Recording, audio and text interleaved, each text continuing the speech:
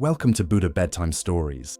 Each night we return, not to something new, but to something ancient and already within us. Tonight, you'll hear stories that have traveled through centuries, whispers from Zen masters, monks, and seekers who left behind trails of wisdom like footprints in soft earth. Before we begin, where are you listening from tonight, and what time is it for you right now? You're part of a global circle of stillness, connected not by noise, but by presence. Let this be your time, a space to breathe, to let go, and to remember that peace is not found in the future, but in the stillness of this moment. These stories are quiet lanterns. Each one illuminates something simple, profound, and easily forgotten in the noise of daily life. Let their glow guide you back to yourself. So rest now. Take one slow, quiet breath with me. And as you exhale, let your shoulders soften, your mind settle, and your spirit begin to return home. Let's begin with the first story. In the heart of a wealthy city, wrapped in silk and stone, lived a man who had everything. Gold draped his halls. Ivory framed his mirrors. Incense curled in soft waves from brass burners that never cooled. His name was Viran. He owned land, warehouses, servants, even ships that crossed oceans bearing his name on their sails. And yet, he could not sleep. Each night, he turned beneath embroidered sheets, his mind counting coins like sheep. Each morning, he awoke with new orders, new demands, new acquisitions. He kept building, kept gathering, but inside there was a tightness he could not name. One day, as he stepped from his carriage, he noticed a beggar sitting beside the temple gate. The beggar's robe was faded and torn. His alms bowl was empty, but his eyes were calm, still as a pond before dawn. Viran glanced at him and scoffed. "If I had nothing," he said, "I would not smile." The beggar bowed. "If you truly had nothing," he said, "you might finally know peace." The words followed Viran like a shadow. He tried to forget them, tried to drown them in wine, in silk, in celebration. But they clung like a thread caught in the lining of his soul. The next morning, he returned to the temple. The beggar was still there, eyes closed, back straight, breath soft. "How do you do this?" Viran asked. "You have no food, no roof, no gold, and yet you sit like you own the world." The beggar opened his eyes. "I do not own the world," he said, "but the world no longer owns me."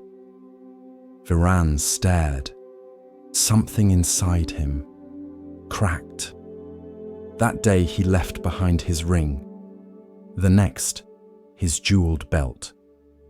Then quietly, he began walking to the temple each morning, leaving behind one possession at a time. No ceremony, no announcement, just letting go, piece by piece. The beggar never asked, never praised. He simply shared his seat on the stone step. Weeks passed. One morning, Viran arrived barefoot. No rings, no silks, no guards. Only his breath and the ache in his knees. He sat beside the beggar, closed his eyes, and for the first time in years, he felt nothing pulling at him. No hunger for more, no fear of losing, no need to be seen, just stillness. He opened his eyes. "Have I become poor?" he asked. The beggar smiled. "No," he said softly, "you've become free." This is the story of true wealth, the kind that doesn't glitter, but glows from within. Commentary: wealth is not evil, it is neutral. Like a knife, it can feed or wound. Like fire, it can warm or consume. The Buddha taught that attachment, not possession, is the root of suffering. You can have little and still cling. You can have much and still be free. The beggar was not rich in gold, but he had space. He had his breath, his presence, his peace. He was not owned by anything, not even his own suffering. The parable reminds us, you are not your bank balance, not your reputation, not your wardrobe or your followers. You are the one who notices, the one who breathes, the one who can let go. Letting go is not about loss. It is about choice. When you no longer need a thing to feel complete, you are free to enjoy it or leave it without fear. That is the highest wealth. There's a Zen proverb: when I had nothing, I had everything. It does not mean destitution. It means this: when your hands are not full of fear and control, they are finally open to life. So whether you own much or little, ask yourself, do these things serve me? Or do I serve them? If they crumble, do I crumble too? Or am I the same presence, the same breath, the same open sky? Regardless, true wealth is not counted. It is felt. It is the spaciousness of a mind that can sit still beside a bowl, empty or full, and smile just the same. Be that kind of rich. The young monk spoke with confidence. He had studied for years. He had memorized the sutras, debated the Dharma, written essays on emptiness and non-self. Now he stood before Master Obaku, hoping to impress him. "What is the ultimate truth of Buddhism?" he asked, bowing low. The question was polished, prepared, even reverent. But Obaku said nothing. Instead, he stepped forward and shouted, loud, sudden, like thunder cracking a still lake. The monk stumbled backward, heart racing. His thoughts vanished. His pride scattered like startled birds. And for a moment, just one brief, breathless moment, his mind stopped. No questions, no answers, just space, raw and awake. That was the lesson. A shout. Not of anger, but of compassion. Not to belittle, but to break. To shatter the walls of thinking that separate seeker from truth. In the Zen tradition, this is known as katsu, a fierce cry. A single wordless eruption that pierces through the mind's constant noise. Obaku used it like a blade, not to wound, but to cut away illusion, to jolt the student out of the fog of thought. Because sometimes, you don't need more understanding. You need a wake-up call. Think of a dream. You're walking through it, believing it, responding to it. Then someone shouts your name. You jolt awake and realize none of it was real.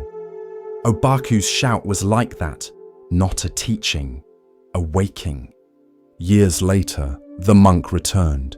He bowed before Obaku and said, "I finally understand why you shouted." Obaku smiled and said, "Then forget that I ever did." Because even the memory of awakening can become another concept, another prison. Zen cuts not just through delusion, but through the attachment to insight itself. Obaku was a teacher of few words, but when he spoke or shouted, he struck deep. Once another student asked him, "What is the path to liberation?" Obaku raised his fist. The student said nothing, then bowed. because in that moment he understood. The path was this: not words about liberation, but the raw, silent, direct presence of the fist before him. Western minds often recoil from this. We're trained to expect kindness to be soft, truth to be calm, teachers to be gentle. But in Zen, compassion doesn't always whisper.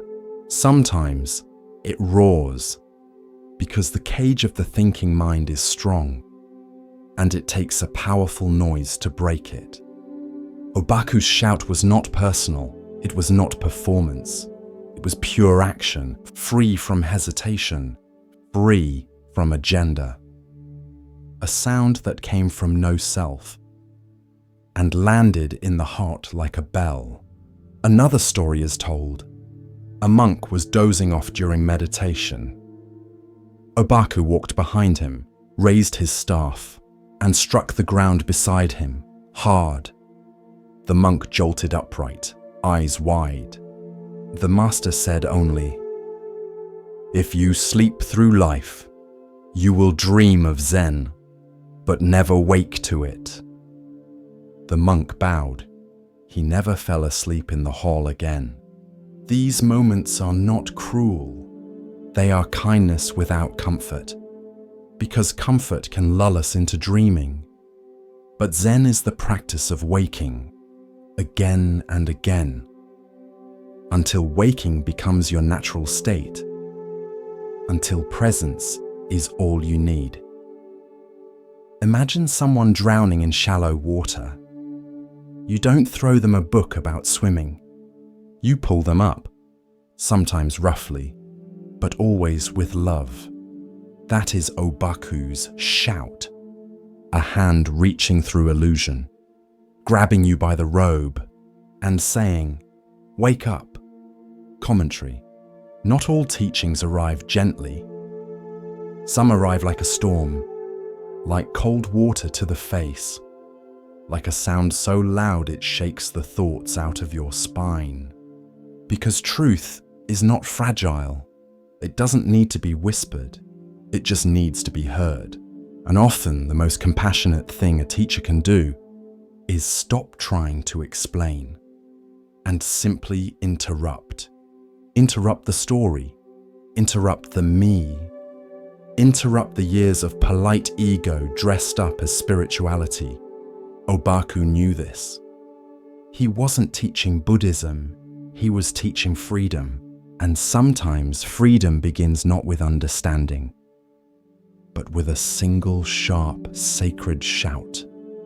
If you walk away from Zen with nothing but quotes, you've missed it. If you remember the stories but never felt the cut, you're still dreaming. But if something within you, some soft center you didn't know you had, felt this story not as words, but as thunder, then maybe, just maybe, you've begun to wake up. The sun shimmered over the canopy of an ancient forest, casting dappled light onto the wide, glistening river that snaked through its heart. The air was rich with the scent of ripe fruit and warm leaves. Birds called lazily from the branches, and deep in this green sanctuary, there lived a great band of monkeys, free, agile, unafraid. They were led by a king, not crowned with gold nor seated on a throne, but known by every heart in the jungle as a being of rare strength, deep wisdom, and boundless love. He was the Buddha in a past life, and his name was whispered with reverence among the trees, Mahakapi, the great monkey king.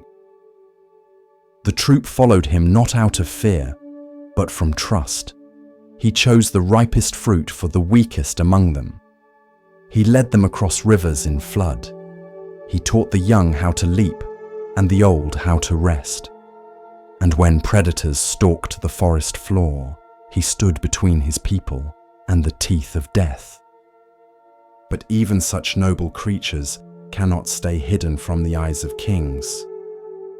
Far downstream, where the river widened and palace walls gleamed under the sun, there lived a human king.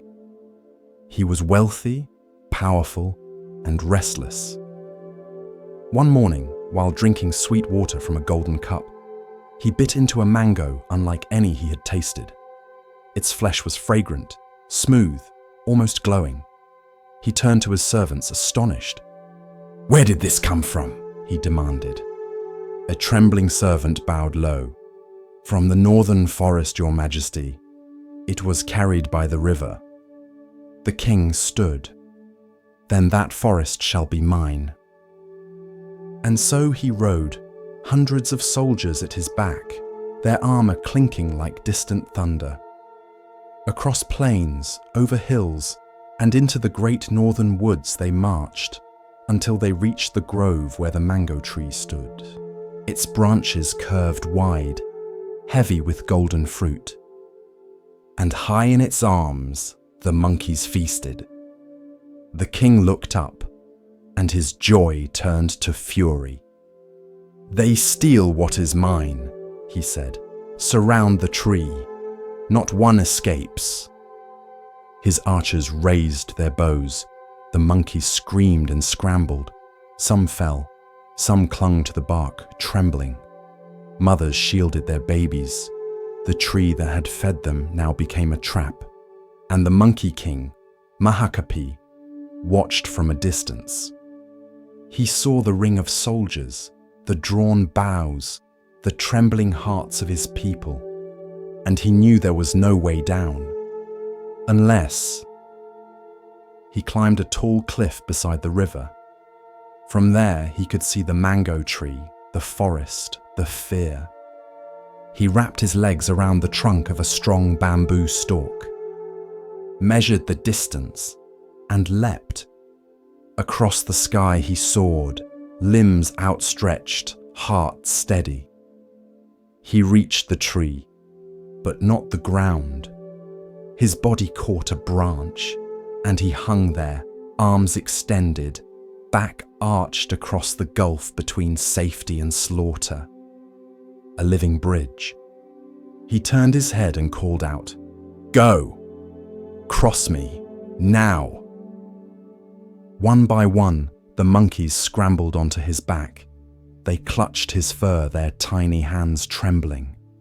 Some hesitated, some wept, but they crossed, from danger to safety, over the back of the king who held and held and held, until the last one was gone. In the grove below, the human king had seen everything. He watched the great monkey fly, watched him cling, watched him bear the weight of an entire nation, and now he watched him fall. The Monkey King's body gave out, muscles torn, spine twisted. He collapsed at the base of the tree, breath shallow, limbs crumpled like leaves after a storm. The human king approached, silent. This was not the enemy he imagined. This was not a beast. This was something else. He knelt. The Monkey King opened his eyes. "You could have run," the human king whispered. "You could have saved yourself." The monkey breathed barely. But what would a king be without his people? Tears welled in the king's eyes. He had marched to conquer, to taste fruit, to claim land. But he had found something far richer: honor, selflessness, sacrifice. He turned to his soldiers. "Tend to him," he ordered. "Treat him with care." But it was too late. The Monkey King's breath slowed, and then stopped. The human king built a shrine there, beneath the mango tree, not for conquest, not for glory, but for a being who had shown him what true kingship meant. And from that day on, he ruled differently. Not with fear, but with wisdom. Not with pride, but with service.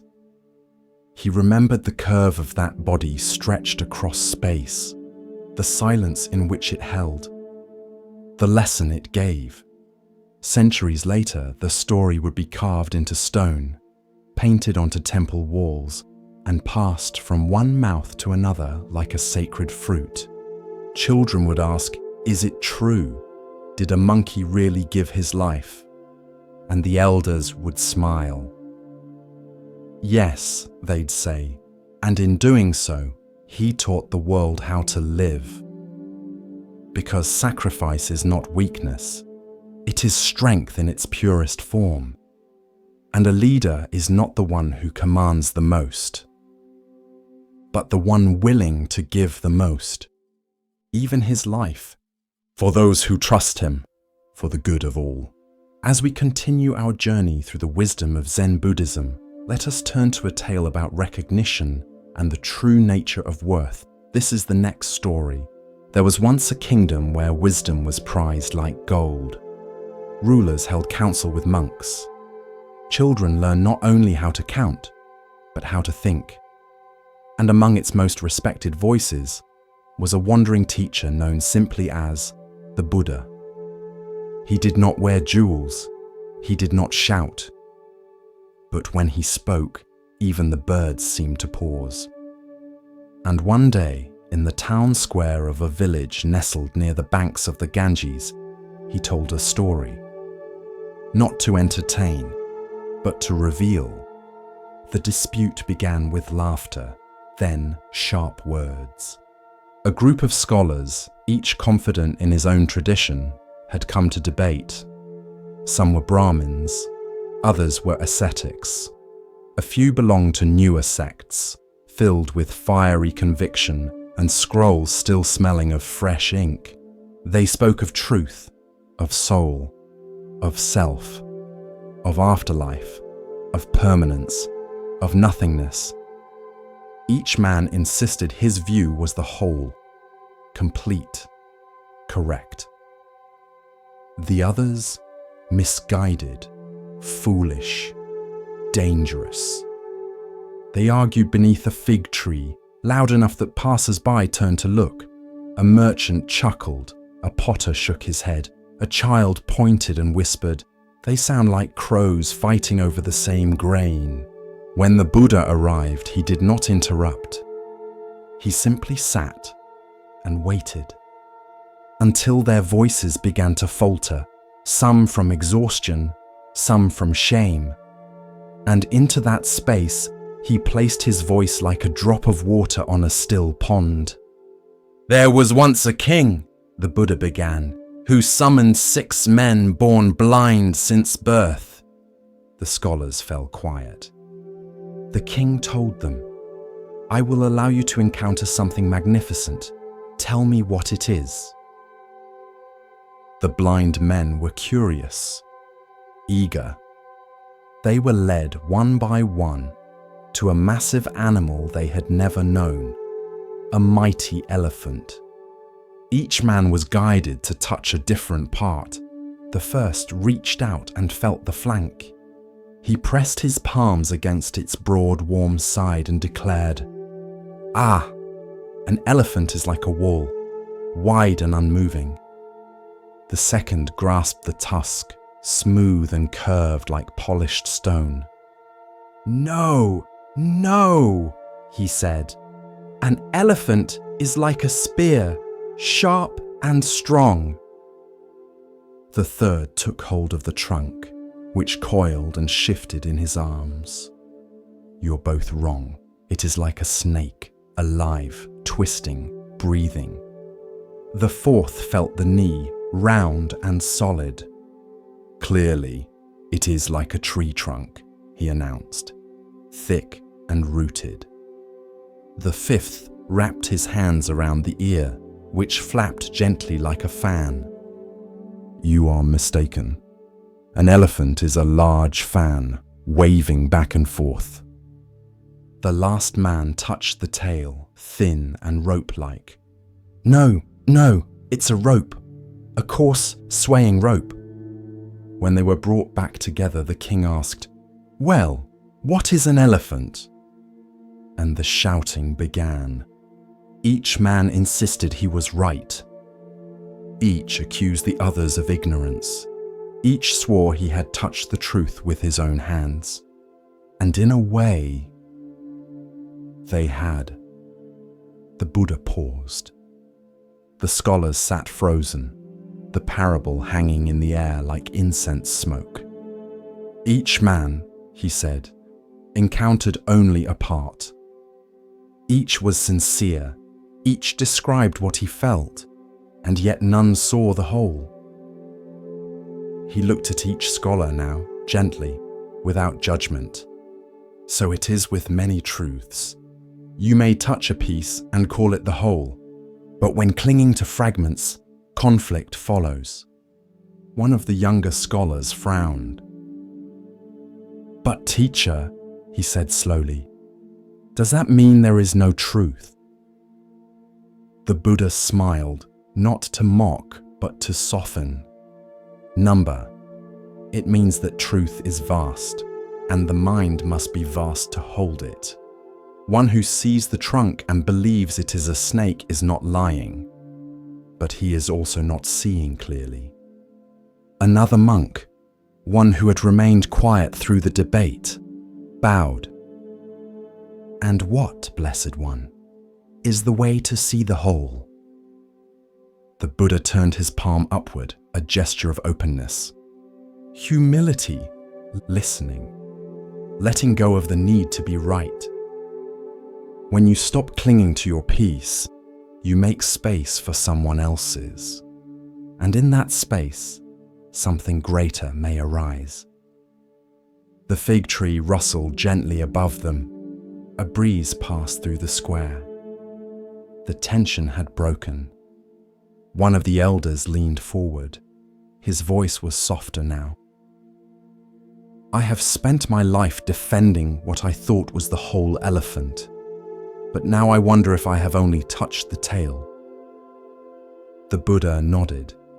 "Then you are further along the path than many who still cling to the tusk." That night, as lamps flickered in the homes of the village, the story traveled from mouth to mouth. Children reenacted the blind men, bumping into trees and miming trunks and tails.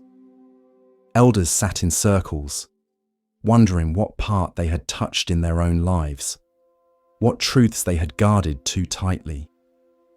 And in one small home, a young girl asked her grandmother, "What does the whole elephant look like?" The old woman smiled. "We may never know for sure," she said. "But if we all share what we felt, maybe we can come closer." And so, the parable of the blind men and the elephant was passed on, not as a warning against belief, but as an invitation to perspective, to listen, to learn, to let go of the walls we build around our understanding. Centuries later, the story would still be told, in temples, in schools, in circles of debate and doubt. And always, it would whisper the same truth. No one sees everything, but together we can see more. In a bustling monastery near the edge of the forest, there stood a tall wooden ladder. It led nowhere in particular. It was propped against an old stone wall at the edge of the courtyard, half covered in moss, its rungs worn smooth by generations of use. But no one used it for repairs. No one climbed it to reach anything. It was part of a practice, a koan in physical form, a ritual passed down from teacher to student, without ever being fully explained. Each new monk during their first week was asked to climb the ladder. No instructions, no context, just climb. Some did so eagerly. Some hesitated. Some asked, "What's the point?" The elder monks would only smile and say, "You'll see." One by one, the novices ascended. Halfway up, some laughed. Some grew nervous. Some clung tightly and looked down, unsure why they were up there at all. And eventually they came down, some with a shrug, some with a question, some with a strange quiet in their chest. One student, clever and ambitious, asked to climb the ladder a second time, then a third. He began to climb it every morning, faster each time. He polished the rungs, measured his speed, counted steps. Soon, he believed himself the best climber in the monastery. "Look how steady I am," he told a fellow monk. "Look how others struggle, but I've mastered it." The old teacher heard him, but said nothing. Not yet. Then one foggy morning, the student climbed the ladder again. This time he brought a small bell and rang it proudly at the top, announcing his arrival to the courtyard below. The monks turned, some with amusement, some with discomfort. The old teacher approached and said quietly, "You've climbed very high, but have you noticed? There is nothing up there." The student frowned. "I climbed to improve myself," he said, "to rise above, to be better." The teacher looked at him kindly. "Then you are climbing a ladder of ego, and that ladder goes nowhere." The student froze. He looked down at the mossy stones below, at the monks who stood waiting, not judging. And in that moment, something in him cracked open. The teacher continued, "Each rung you climb thinking it makes you superior is another step away from what you truly are. Real growth does not make you taller than others. It makes you more able to kneel beside them." He descended slowly, for the first time, with no pride in his chest. Just breathe, just stillness, just a strange, welcome sense of returning to earth. This is the parable of the ladder of ego. In life, we often climb. Status, wealth, validation, mastery, spiritual progress, intellect, fame. Each rung promises something. Now I'll be enough. Now they'll respect me. Now I can rest. But at the top, we often find nothing. No summit. No answer. Just more sky. The Buddha warned of this subtle trap. The ego does not always show itself through arrogance. Sometimes it appears as spiritual pride, as goodness that separates, as quiet superiority disguised as humility. True awakening is not a climb, it is a return, a coming back to the place where there is nothing to prove, no one to impress, no summit to reach, only presence, only now. There's an old Zen story. A young man asked a master, "How long until I am enlightened?" The master replied, 10 years. "And if I try very hard?" The student asked. 20, said the master. "The harder we climb in pursuit of self, the farther we drift from what is not self. The more we grip the ladder, the more we miss the ground." Commentary: the ladder of ego is invisible, but heavy. It lives in comparison, in judgment, in the quiet belief, I'm a little better than them. Even in spiritual practice, it whispers, look how mindful I am. Look how patient I've become. Look how others still struggle. But real growth is silent. It doesn't need a bell at the top. It rings quietly in the heart and says, let go. You may climb, yes, but ask, why? If the climb brings you closer to compassion, keep going. If it takes you farther from others, come down. Sometimes the real practice is to descend, to sit beside, to listen, to walk with, not above. In the monastery courtyard, the ladder still stands, weathered, unused, but not forgotten. Now, it serves as a reminder, not of reaching, but of returning. They worked for 7 days without rest, 4 monks, bent over low tables, hands steady, breath slow. Grain by grain, they placed colored sand onto a wide wooden platform, creating a mandala of breathtaking beauty. Circles inside circles, lotus petals, Buddhas seated in calm symmetry, tiny bridges crossing into sacred realms. It was more than art, it was a world. And they built it, knowing it would not last. Villagers came to watch, children gasped, old men wept. Even travelers paused on their way to market, drawn in by the silence, the precision, the colors blooming under careful fingers. Each night, the monks covered the mandala with a cloth. Each morning, they returned to their posture, like time itself had been paused. Not one grain out of place, not one breath wasted. On the 8th day, the abbot arrived. He walked around the mandala in silence, once, twice. Then he bowed and said only 4 words, "It is time now." One of the monks picked up a long white feather. He reached toward the center of the mandala and drew a single line through it. The design fractured instantly. A second stroke, then a third. The patterns dissolved. The colors blurred. What had taken a week to build unraveled in minutes, like a dream returning to mist.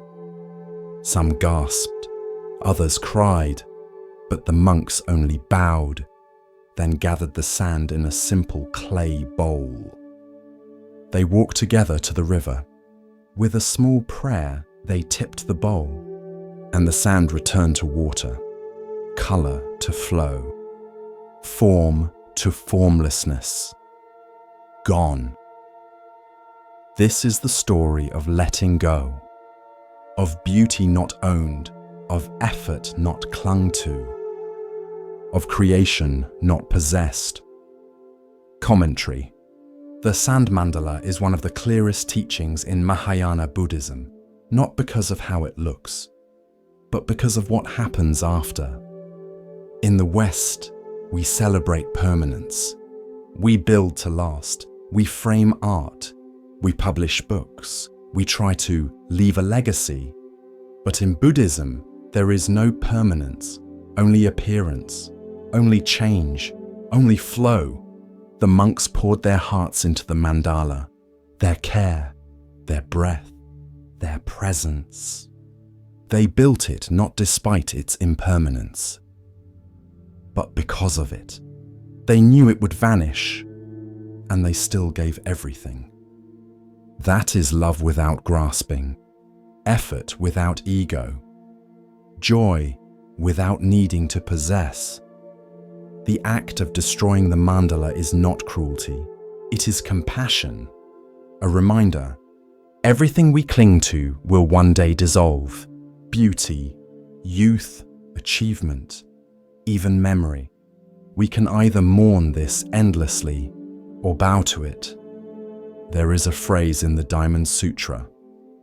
All conditioned things are like a dream, a phantom, a bubble, a shadow, like dew or a flash of lightning.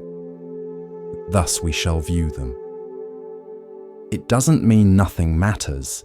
It means everything matters more deeply when you know it's passing. You love your child's laughter more when you know they won't be 5 forever. You savor tea more when it's the last cup from the pot. You forgive faster when you realize tomorrow isn't promised. One woman who watched the mandala's destruction approached the abbot in tears. "All that work," she said, "and now it's gone." The abbot bowed. "That is why it was precious," he replied. "When we cling, we suffer. When we release, we flow." This doesn't mean becoming detached or cold. It means seeing clearly and trusting what passes.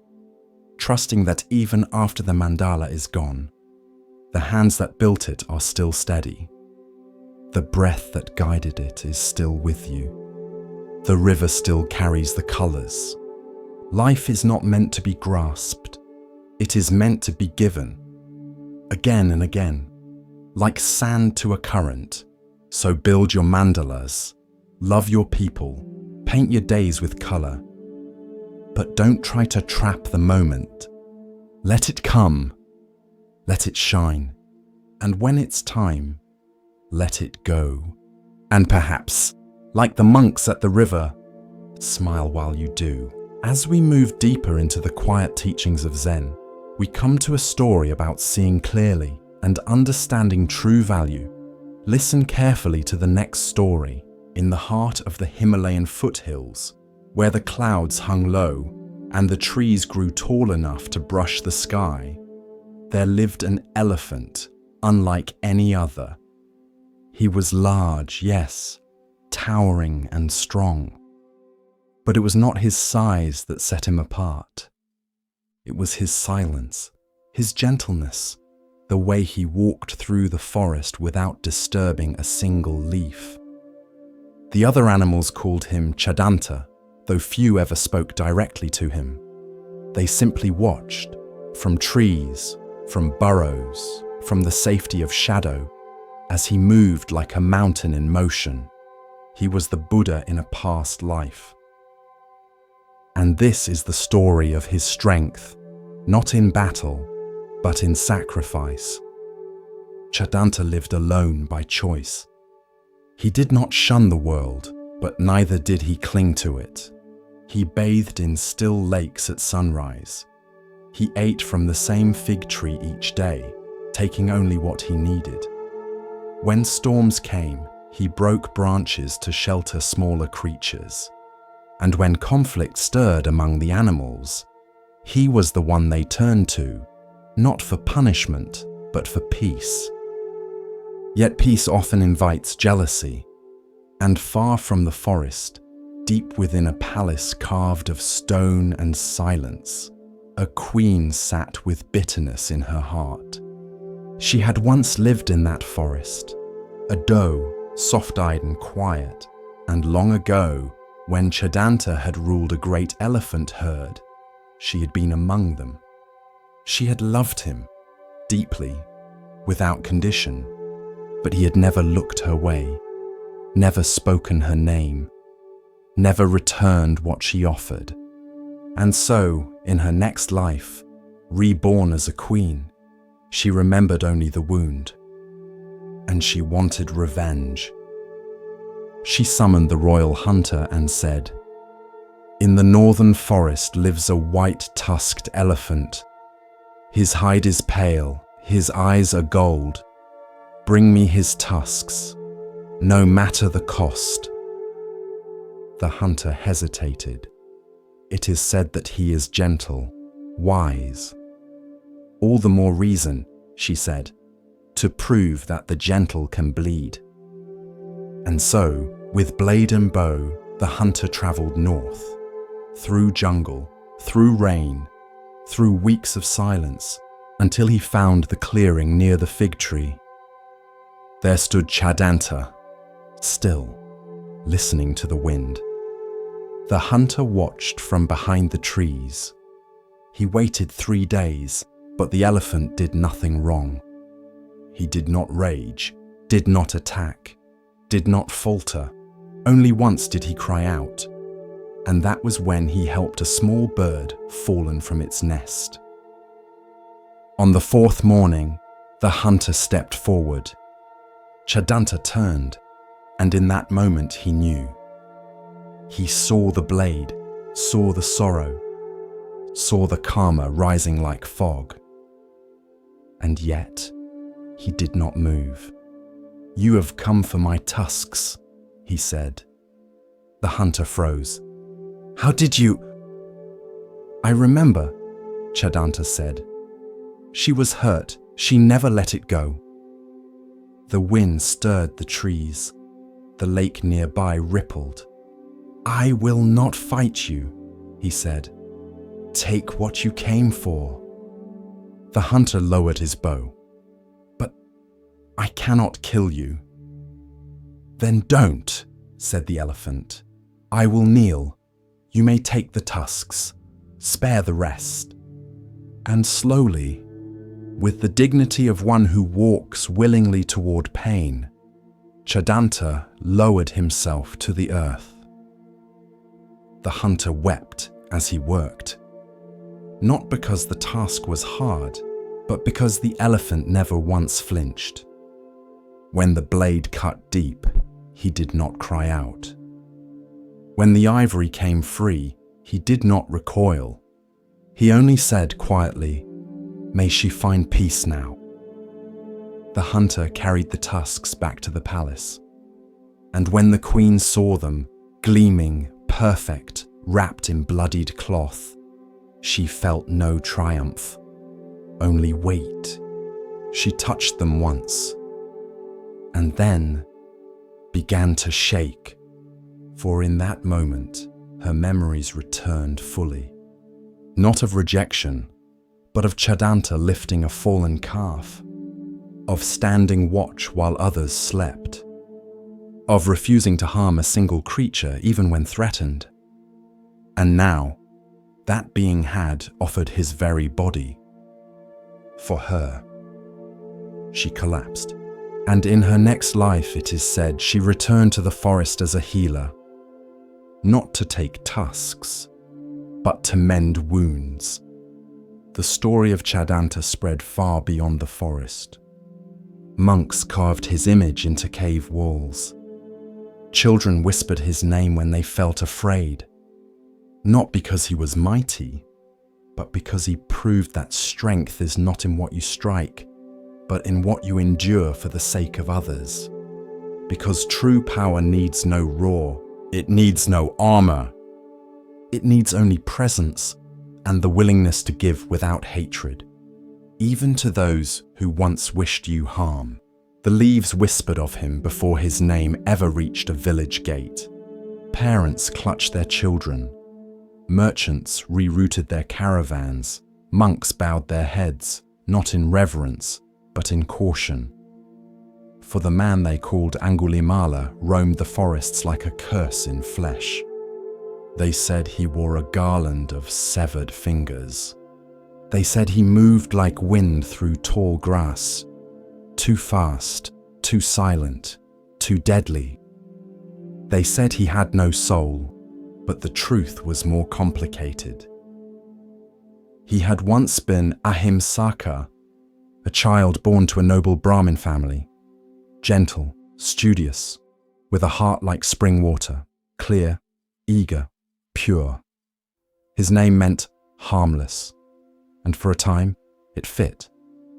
His parents glowed with pride. His teachers praised his mind.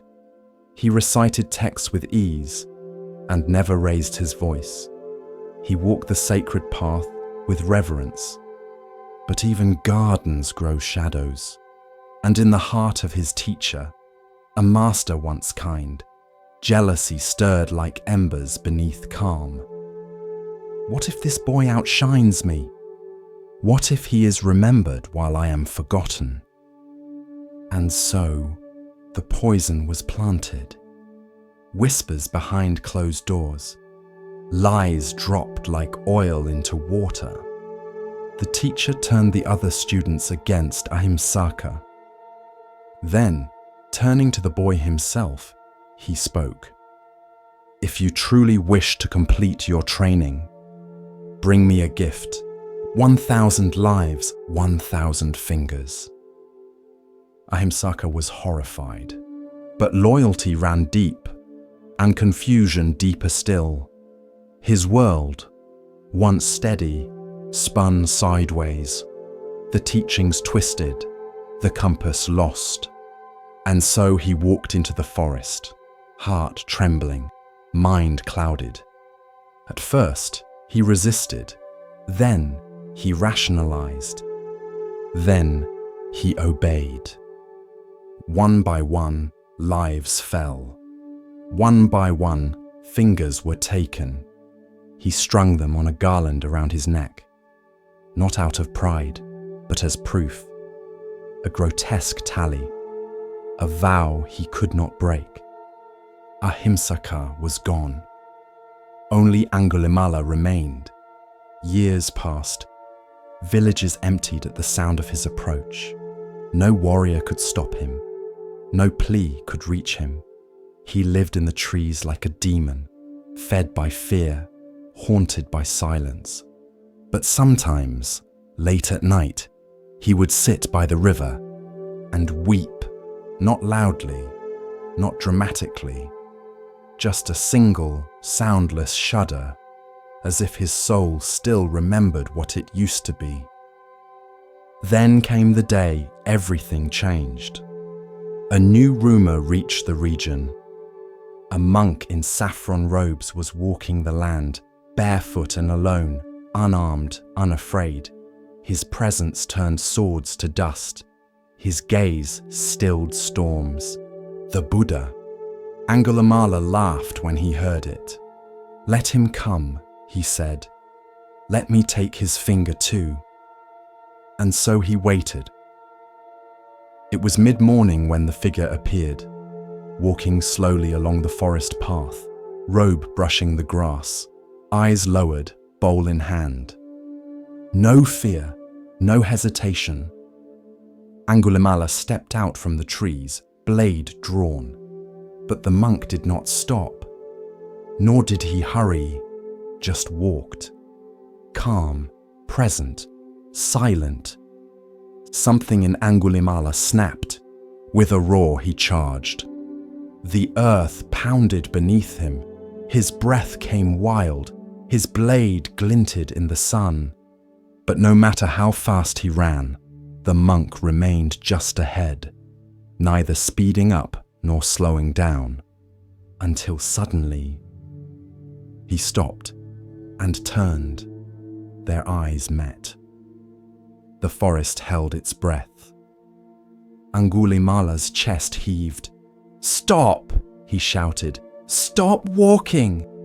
And the Buddha spoke, calm, clear, eternal.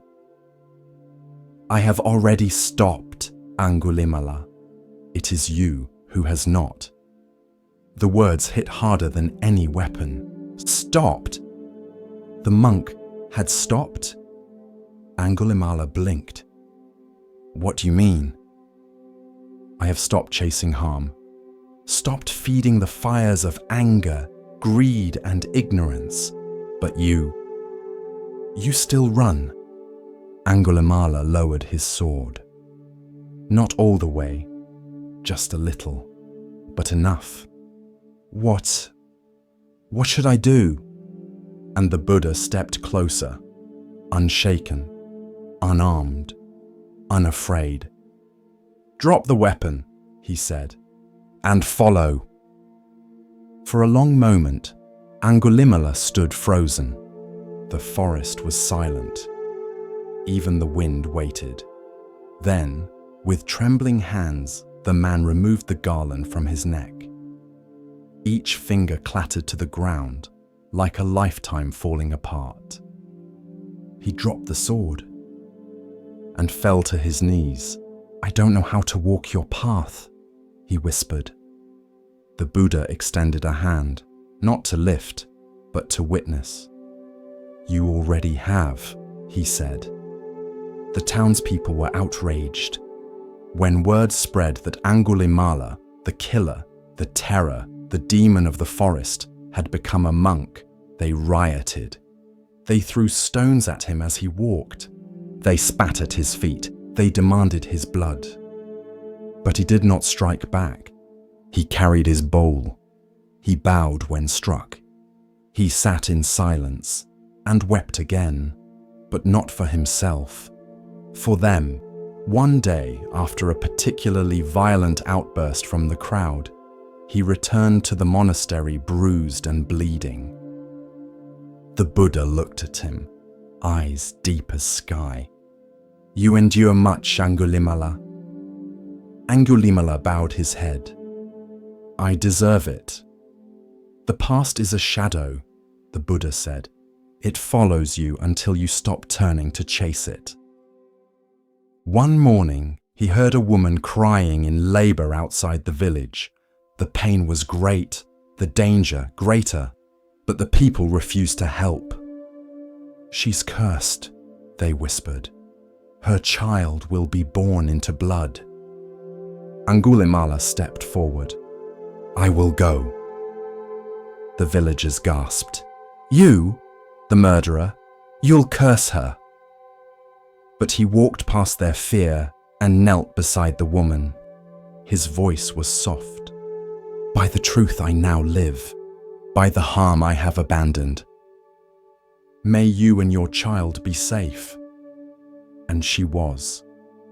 The birth was clean, the child strong. From that day, the whispers began to change.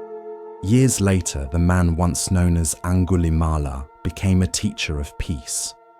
He lived quietly, he sat often, he spoke gently. Children no longer feared him. Old men bowed to him, mothers called upon him for blessings. But he never forgot the garland, never forgot the sword. They were not trophies. They were reminders of how far a man can fall and how far a soul can rise. When his final day came, it was quiet. The monks gathered near. He sat upright, as always, in meditation. He did not cry, did not call out. He simply exhaled, one long, peaceful breath, and let go. And in that final stillness, the forest that once whispered his name in fear, now whispered something else, forgiveness. The forest welcomed him, but not with comfort. It offered no shade from questions, no warmth from familiarity. Siddhartha had left behind the silk and gold of palace life, and now walked among wandering seekers, mendicants, and sages whose ribs showed like cages, and whose eyes glimmered with discipline or delusion.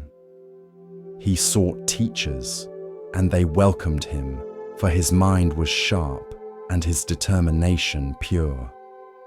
He studied with Arada Kalama, who taught of the formless meditative realms, places where consciousness floated like light on still water.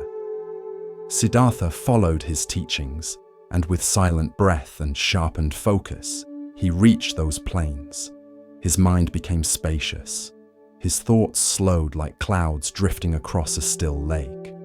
For hours, even days, he remained in deep absorption, untouched by fear, untouched by want. But when he opened his eyes, he saw the truth.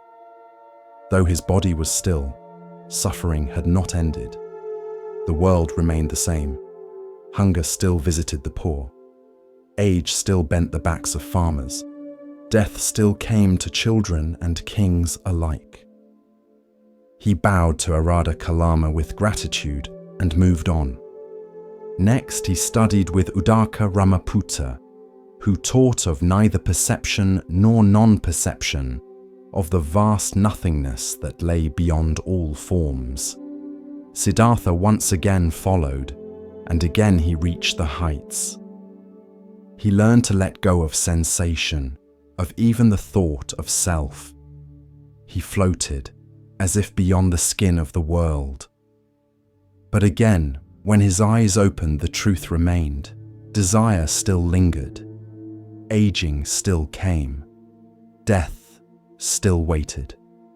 He thanked his teachers, bowed with reverence, and walked on. He had reached the highest peaks of mind. He had sat in the palace of consciousness.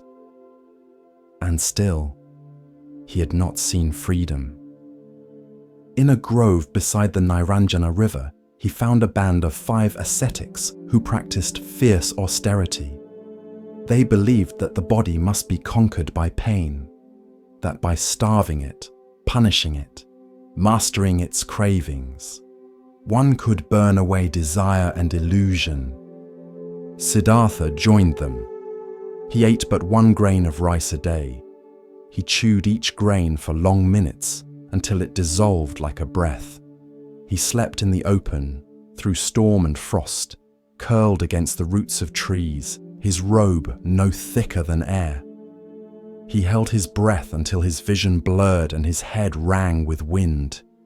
His limbs withered. His skin clung to his bones like silk over stone. His hair fell in clumps, and birds perched near him, thinking him a branch. He listened only to silence. He welcomed pain. He thought it would purify him, but the fire of truth did not rise. He could silence the body. He could silence even the mind, but the ache remained, the ache that asked, why do we suffer? Why do we cling? What ends the endless turning of sorrow? One day, as he bathed in the river, he collapsed from weakness. The water barely reached his knees, yet his strength failed him. His vision dimmed, the world tilted. A young girl named Sujata saw him and, moved by compassion, offered him a bowl of rice milk. Her hands trembled as she knelt before him, unsure if he was a spirit or a dying man. The milk was warm, the grains soft. As it passed his lips, his body stirred, not with indulgence, but with remembrance. The body was not the enemy, nor was the world. In that moment, clarity dawned. This was not failure, this was insight.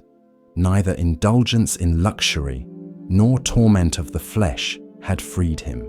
He had lived both extremes. He had walked both shores, and both had kept him bound. He would walk the middle way, not soft and yielding, nor rigid and cruel, not drowned in pleasure, nor crushed by pain, but steady, balanced, awake. He stood and walked back to the grove. The 5 ascetics saw the softness in his step, the colour in his cheeks, and they scorned him. He has abandoned the path, they whispered. He has turned back to comfort. But Siddhartha knew better. He did not argue. He did not explain. He simply bowed and walked on. At the edge of the forest stood a great fig tree whose roots plunged deep and whose branches reached like arms toward the sky. Siddhartha looked upon it and knew, here he would sit, here he would wait. He gathered dry grass for a seat. He placed his back to the tree. He crossed his legs, rested his hands in his lap, and drew a deep, even breath. He made a vow. Though my skin withers, though my bones turn to dust, I will not rise from this seat until I find the end of suffering. The sun passed. The moon rose. Birds quieted. Winds stilled. And in the silence the battle began, not with sword or shield, but with doubt and memory, fear and illusion. But that was the next story. For now he sat, still, the seeker who had tasted every path, now ready to look within. The next chapter had begun. With each step on the Zen path, a new lesson unfolds. Now we turn to a story about recognition, of self, of others, and of what truly matters. Listen carefully to the next story. The wind in Lumbini moved gently, like breath held between 2 worlds. It was spring, the trees were in bloom, and the sal branches swayed with the weight of 1,000 white blossoms. drifting like snow through sunlight. The grove itself had always been sacred, but on this day it held its breath because something was about to happen. Queen Maya of Kapilavastu had travelled far. Her time was near, and by custom, she had chosen to give birth in her family's village. The journey had been long, but gentle. Attendants walked quietly beside her. The sky stayed clear, and the earth itself seemed to soften beneath their steps. When they reached Lumbini, Maya smiled. Here, the air was different, cooler, still. The light filtered through the trees in beams so soft they looked like silk. She stepped down from her carriage, removed her sandals, and walked barefoot into the grove. Birds did not flee. They simply paused. At the center of the grove stood a tall sal tree, wide-branched and flowering. She reached for a low branch and rested her hand upon it. She did not cry out. She did not tremble. She breathed. And there, beneath the trees upon the earth in silence, a child was born. He did not enter with a cry. He entered with awareness. His eyes opened wide, dark and deep like the night before rain. His skin was said to shine with a glow not of this world, and the breeze, once soft, began to stir the leaves as if to sing. Attendants rushed forward. The midwife covered her mouth. The sky turned golden for a breath, and legend says that the flowers on the sal tree bent low to witness. The child did not wait to be carried. He stood. He took 7 steps, and with each step, where his foot touched the ground, a lotus bloomed. Not imagined, not metaphor, but real. Petals unfurled beneath his heels. Fragrance filled the air, and the world paused. Animals stopped their grazing, streams paused their song, and even the wind, surprised by the holiness of the moment, turned back to watch. When the 7th step was taken, the boy raised one hand to the sky and one to the earth. And in a voice that was not learned but remembered, he said, "In this life, I am born for the benefit of all beings. This is my final birth. I will put an end to suffering." It is said that the Devas, gods of distant realms, gathered in silence, their hands folded, their eyes lowered, because something rare had occurred. A bodhisattva, fully awakened in past lives, had returned to walk the earth once more. Heavenly flowers fell through the air. Trumpets sounded without instruments. Celestial beings whispered blessings the humans could not hear. And yet even those on earth, who had no names for such wonders, felt the shift. One man wept without knowing why. One horse knelt in its harness. A pot of rice boiled over though no fire was lit. Something had entered the world, something ancient, and entirely new. He was named Siddhartha, which means he who achieves his aim. In his small face, those who looked closely saw both softness and strength, an ocean of stillness behind the movements of a child. He did not laugh more or cry less than other babies, but when he looked into your eyes, it felt as though he saw through the lifetimes you had forgotten. Queen Maya held him close, felt his heartbeat against her own, but in her heart she knew this child did not belong only to her. He belonged to the world. Word of the birth travelled quickly. When the child was only days old, the king summoned the wise sages of the land. Among them came Asita, an old hermit who lived in the mountains, wrapped in robes the color of ash, with eyes that had watched the turning of many seasons. He entered the palace slowly, carried no staff, asked no favor. He only asked to see the child. When Siddhartha was placed before him, Asita's lips trembled. Tears welled in his eyes, not from sorrow, but from recognition. He bowed low before the infant. And when he rose, he turned to the king. "This child will not rule a kingdom. He will rule the heart. He will not wield armies. He will end suffering. He is destined to become a Buddha, an awakened one. He will show the way beyond sorrow. But I will not live to see his teaching. That is my only sadness." And he bowed once more. The room fell still. Even the oil lamps seemed to lean closer. The king said nothing. The queen held her son more tightly. Maya did not live long after the birth. Some say it was her karma to return to the celestial realm, that to carry a Buddha is to carry a world, and some bodies are made only to hold such grace for a little while. Others say she became his guardian spirit, that she watched from beyond the veil, her presence in every breeze that cooled his fever, every bird that sang outside his window.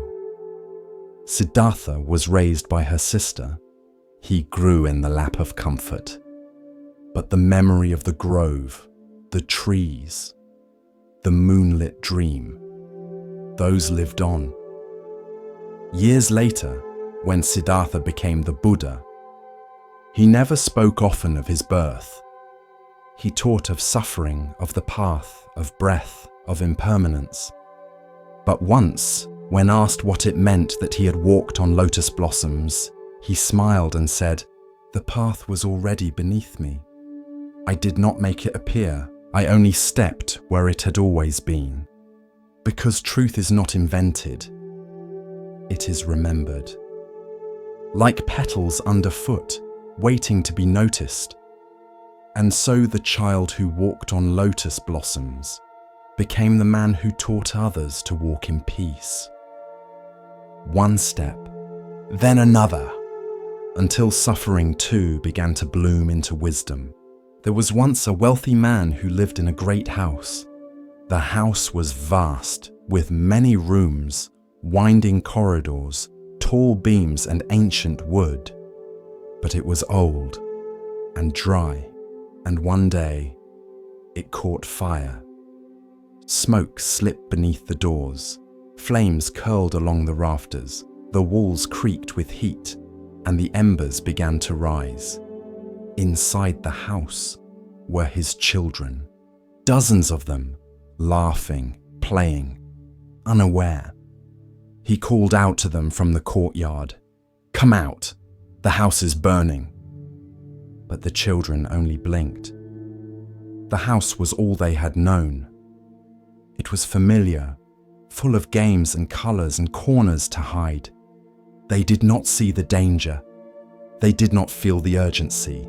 They went on playing. The man's heart pounded. The flames licked closer.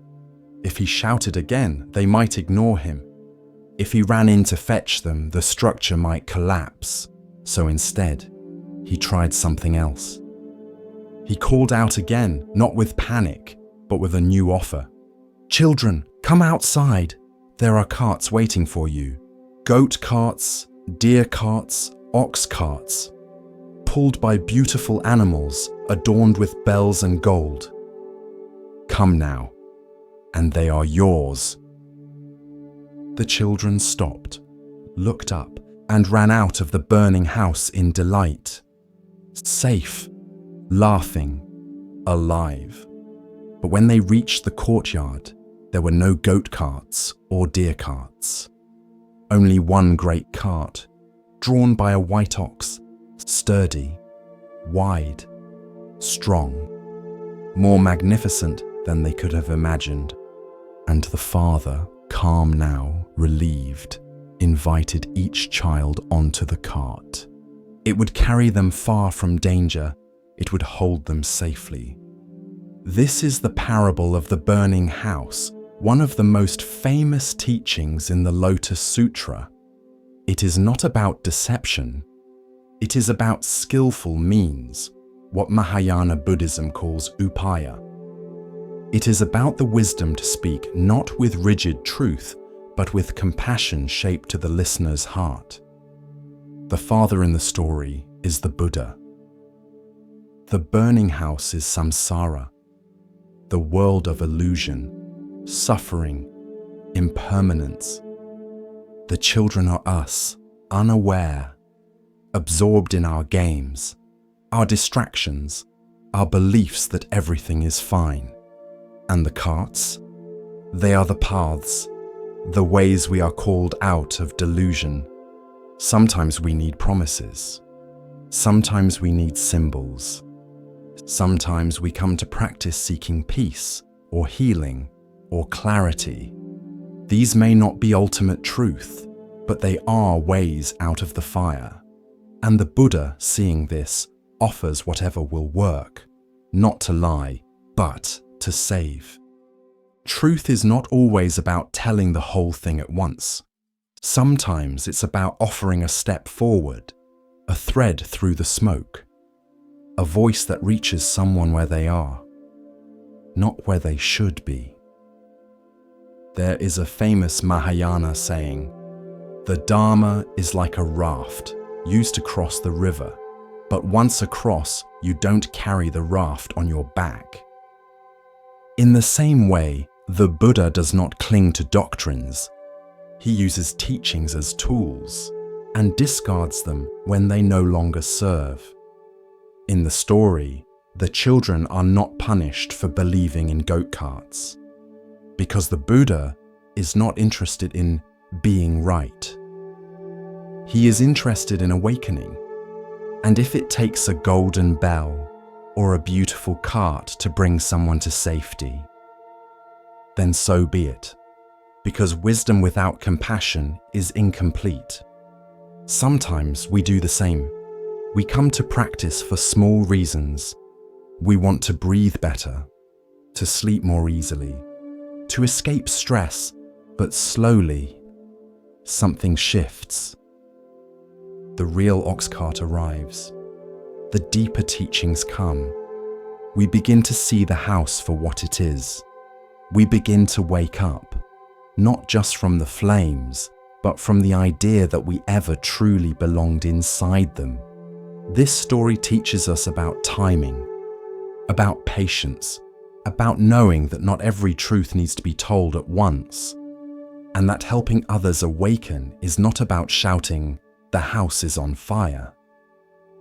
It's about seeing what they hear, what they fear, what they love, and then speaking to that. The Buddha could have thundered teachings from the sky. He could have demanded obedience. Instead, he walked with people, listened, adapted, and then gave them the vehicle they were ready for. Some criticize this parable. They say, "Wasn't it a lie?" But what matters is the result. The children were safe, and the vehicle they received was not lesser, but greater. They were drawn to joy, but found liberation.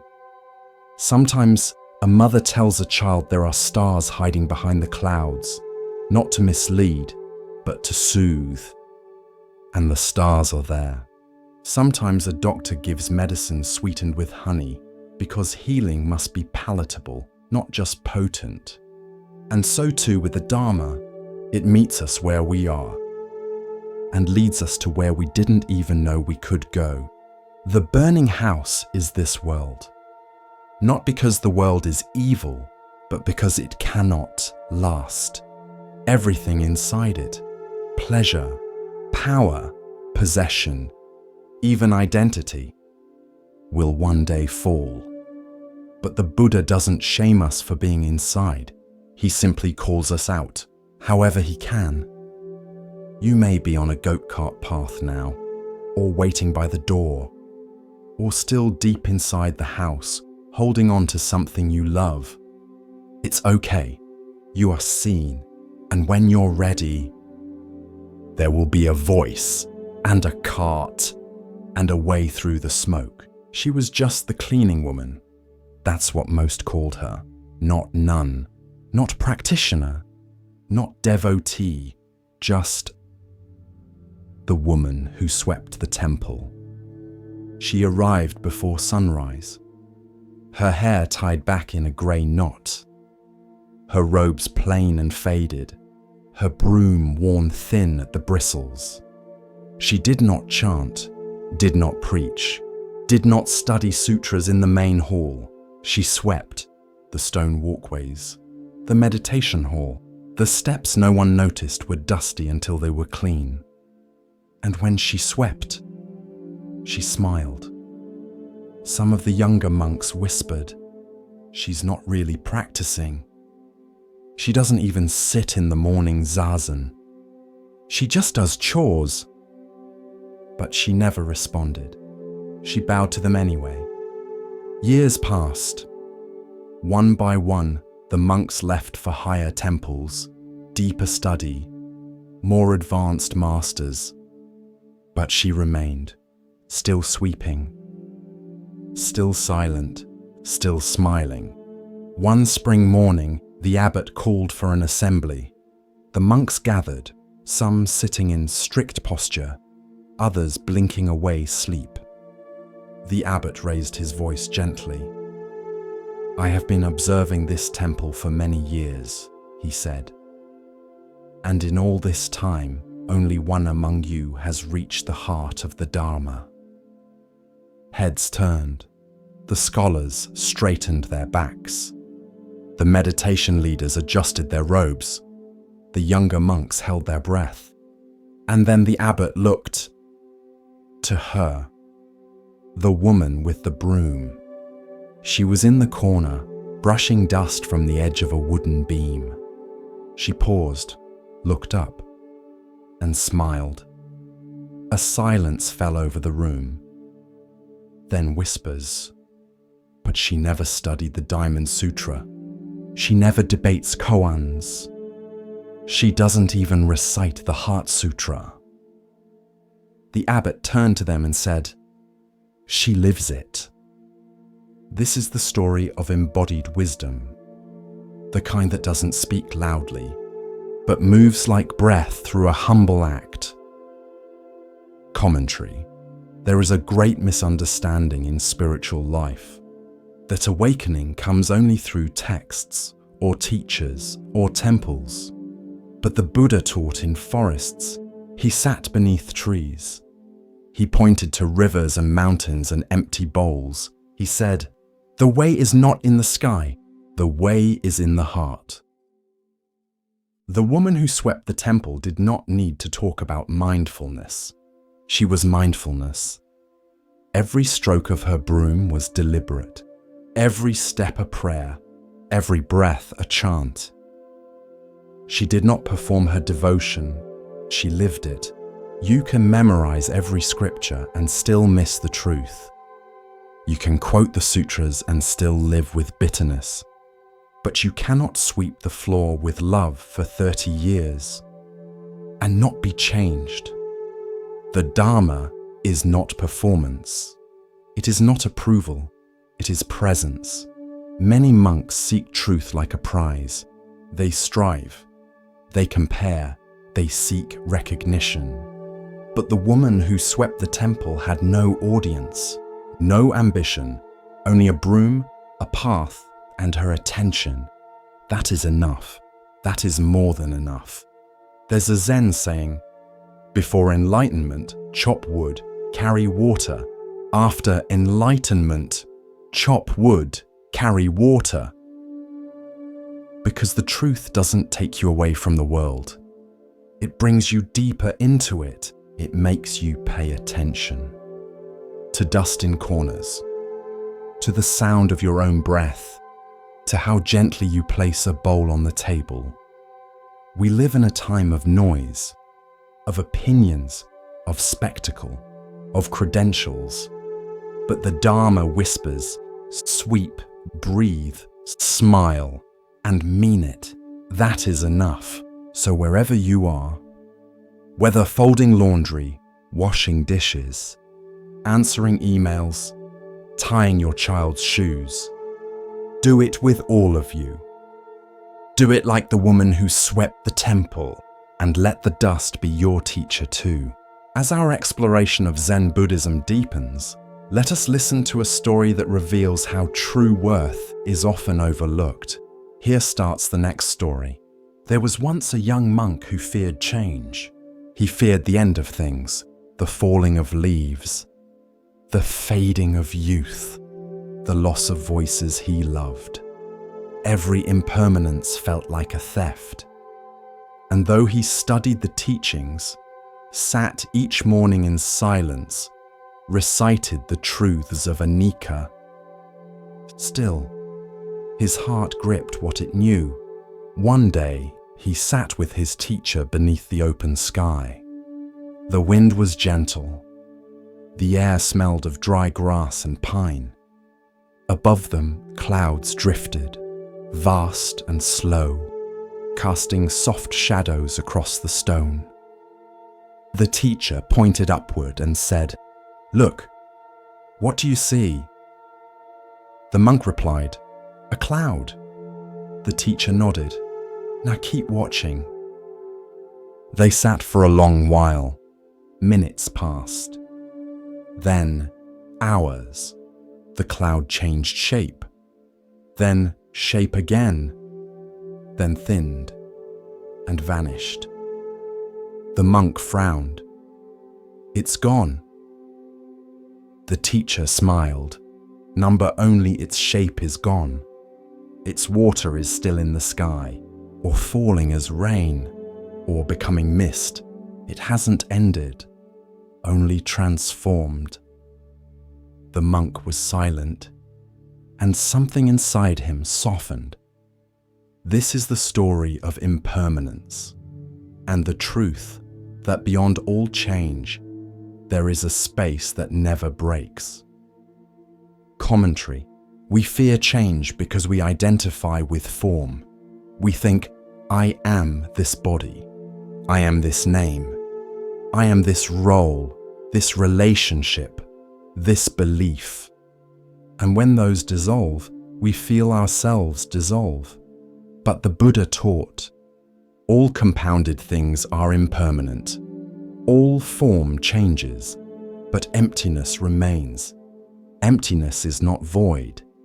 It is spaciousness, the sky that holds all clouds without being touched by them. The nature of mind is like that. Thoughts arise like weather, bright, stormy, dense, scattered, but the awareness that sees them, it remains untouched, unshaken, vast. When you cry, the sky is not wet. When you laugh, the sky does not echo. And when the self seems to break apart, the sky simply watches. The young monk began to observe things differently. When a flower wilted, he did not mourn its death. He saw its petals return to soil, its stem feed the ants, its color fade into memory. He saw its life ripple onward. He came to understand that nothing truly ends. The cloud becomes rain, the rain becomes river, the river becomes mist, the mist becomes cloud again. So too with us. What we call a self is a cloud, shifting, dancing, dissolving, but never disappearing. And behind it all, the sky waits, not as a place, but as a metaphor for mind, open, unchanging, whole. This is why the Buddha smiled when asked, "What happens after death?" He did not rush to answer, because the question clings to form, and the truth cannot be grasped like a stone. it can only be realized. Like seeing the sky for the first time after years of watching only clouds. The monk later wrote, "My thoughts are not me. My name is not me. I am the space between all that comes and goes." This is not to say life has no meaning. On the contrary, its beauty lies in its movement. Because clouds are only beautiful because they change, and love is precious because it cannot be frozen. So when you feel yourself clinging to a moment, to a face, to a version of yourself long gone, pause, look up, and remember, you are the sky. Everything else is passing weather. In one hand, he carries a book, the Prajnaparamita Sutra, the perfection of wisdom. In the other, he wields a sword, long, luminous, and aflame with clarity. He rides a lion, not to show power, but to symbolize the fearlessness of insight. This is Manjushri, the bodhisattva of wisdom, where Avalokiteshvara brings compassion, where Samantabhadra brings vow and action. Manjushri brings the sharp, radiant truth. His name means gentle glory, but his wisdom is not soft. It does not comfort. It cuts. It slices through illusion with the precision of a blade honed on silence. The sword he carries is not for battle. It is for discernment. It separates appearance from reality, self from no self, thought from knowing. It reveals what we are too afraid to see and too free not to see. In the old sutras, it is said that Manjushri's wisdom is so sharp, he was enlightened before the Buddhas of the past. He is the eternal teenager of the Mahayana pantheon, ever young, ever clear, ever unburdened by delusion. Where others hesitate, Manjushri speaks. Where others follow rules, Manjushri asks why. Where others cling to views, Manjushri lets go, again and again and again. One day a monk asked him, "What is the nature of ultimate reality?" And Manjushri drew his sword in the air, then lowered it slowly, as if slicing through something invisible. That was his answer. Because words can't always hold wisdom. Sometimes it must be shown. In Zen temples, the figure of Manjushri is often placed behind the Roshi's seat, not as decoration, but as a reminder that true teaching must be rooted in clarity, that every word spoken should come from a place that has already cut through ego, opinion, attachment. The teacher, like Manjushri, must see clearly before they speak. There is a famous koan.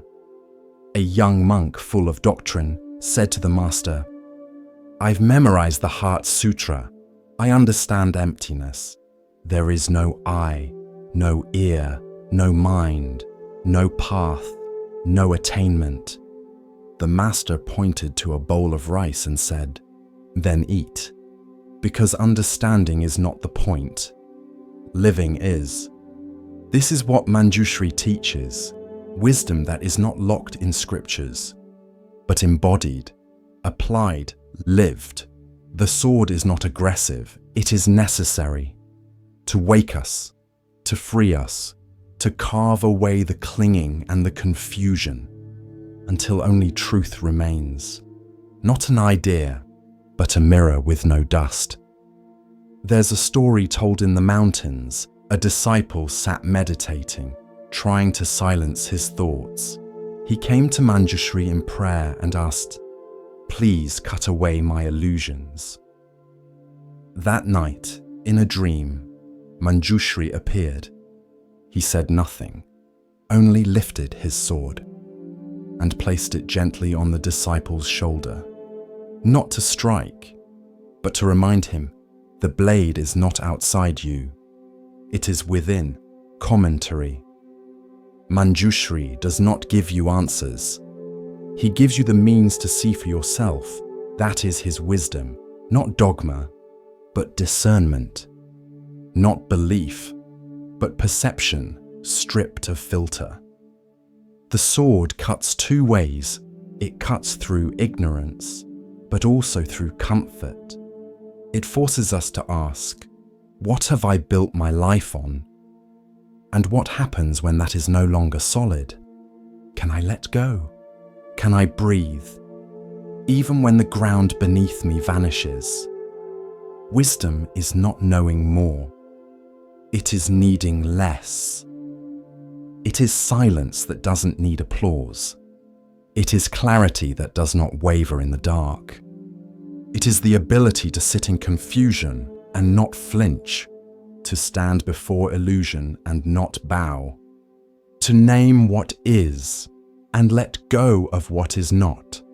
The lion Manjushri rides is not a beast of war. It is the mind that has been tamed. The roar is no longer fear. It is the roar of reality unfiltered. The courage to face things as they are. There's a quiet danger in spiritual life. We want wisdom to feel good, to validate us, to comfort the parts of us that ache. But Manjushri reminds us, true wisdom will sometimes hurt. It will dismantle the story we've told ourselves. It will whisper, you are not who you think you are. And if we listen, the story ends and life begins. In your own practice, the sword appears in many forms. The question you can't answer. The moment you realize you've been wrong. The teacher who looks you in the eye and says nothing because anything they say would only get in the way.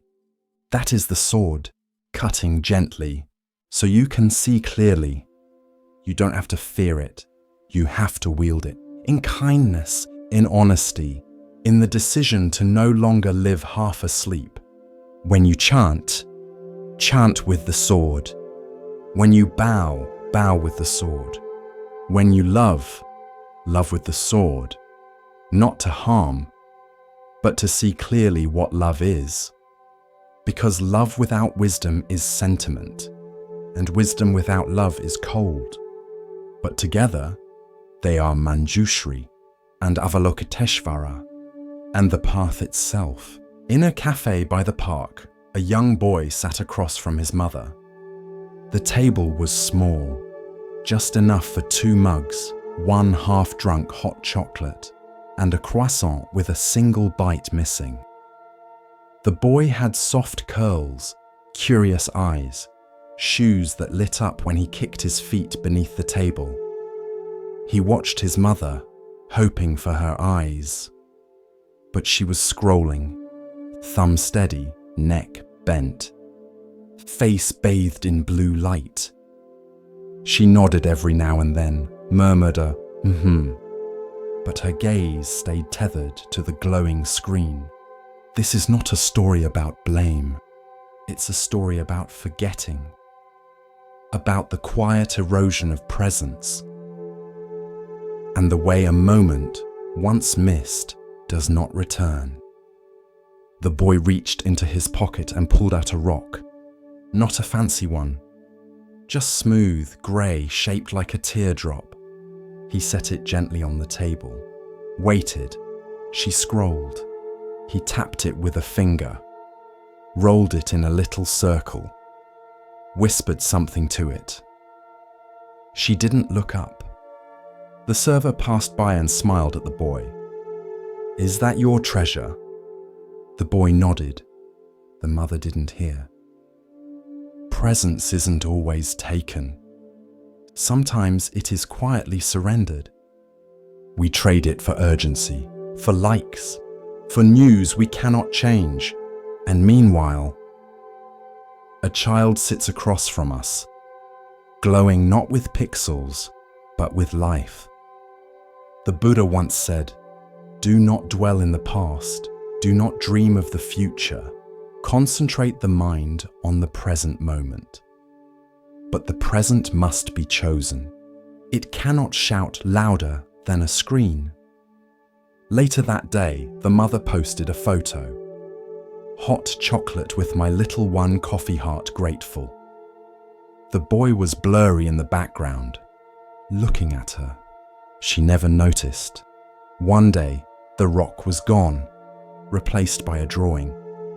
2 stick figures, one big, one small, holding hands. The sky above them filled with birds that looked like wide letter V's. He slid it across the table. She liked it, said, "Cute," snapped a photo, shared it instantly. Didn't ask what the birds were.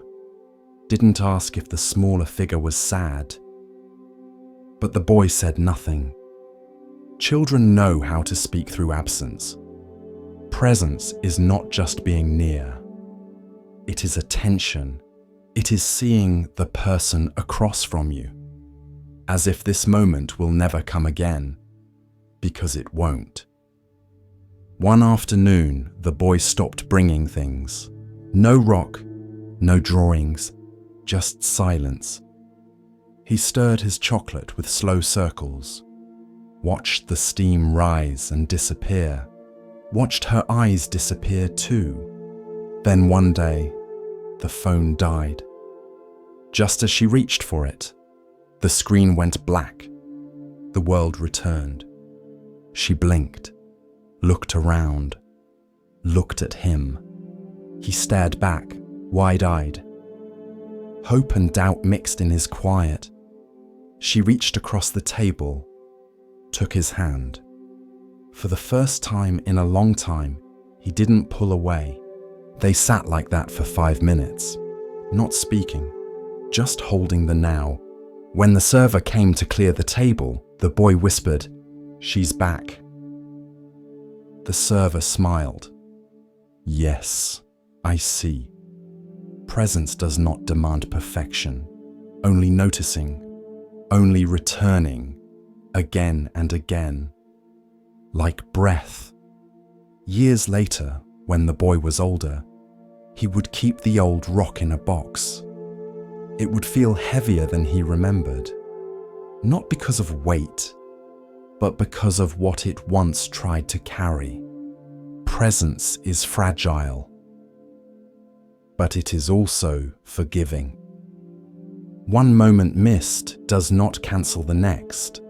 The child is still waiting, not in punishment, but in invitation. And the phone. It remained in her bag the next time they came, not because she hated it, but because she finally saw the better screen, the one with his eyes. Continuing along the path of Zen insight, we pause now to hear a teaching about perception and hidden value. Listen carefully to the next story. There was once a tree that stood just beyond the monastery walls, a tall maple. Its leaves flamed gold each autumn, spilling light into the courtyard like scattered coins. Monks often paused beneath it, bowing to its stillness, especially when the season turned. One afternoon in early autumn, a young novice sat beneath the tree, troubled. His master had given him a koan to meditate on. What do you cling to that no longer lives? He had meditated, chanted, even fasted, but the answer would not come. That day, the wind had begun its long conversation with the branches. A single leaf, amber at the edges, twirled down, landed softly in the novice's lap. He stared at it. Fragile, veined, no longer green, still beautiful, but no longer living.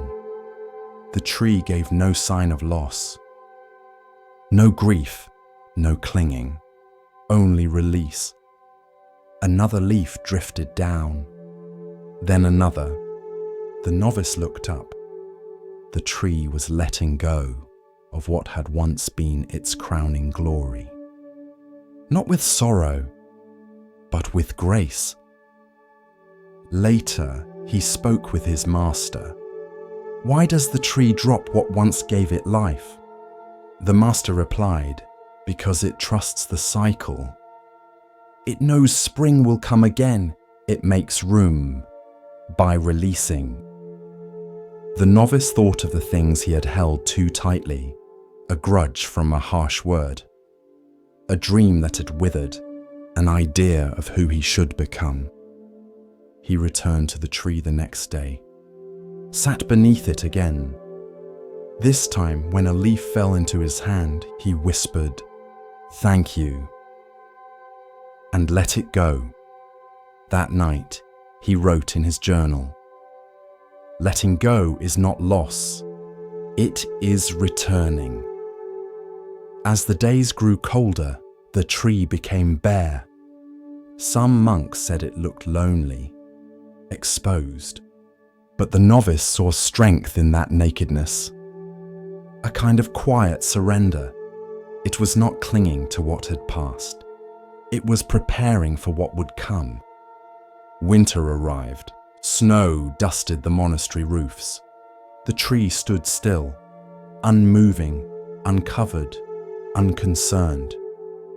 Months passed, and then, one morning in spring, the novice awoke to find tiny buds on the tree's limbs, software green, new. He smiled and understood at last. What we release returns, but only when we've stopped grasping. There is a phrase in Buddhist teaching, "You can't receive with a closed hand." The tree had shown this truth. Letting go is not the end. It is the opening. It is said that after his awakening under the Bodhi tree, the Buddha sat in silence. Not because he had nothing to say, but because no words could contain what he saw. The world shimmered before him like a dew-covered web catching the morning light.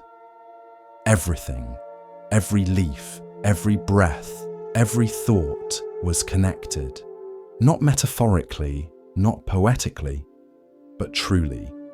And so, in that first silent gaze, the Avatamsaka Sutra was born, not as speech, but as vision, a vast, radiant vision of interbeing. Imagine this: a net stretches across the cosmos, infinite in all directions. At each knot of the net, there is a jewel, and in each jewel, the entire net is reflected. Every other jewel, every other reflection. No part is separate. No jewel exists on its own. This is Indra's net, one of the core images in the Avatamsaka Sutra. It is not a fantasy. It is how reality is structured. Everything contains everything. You are a jewel in the net.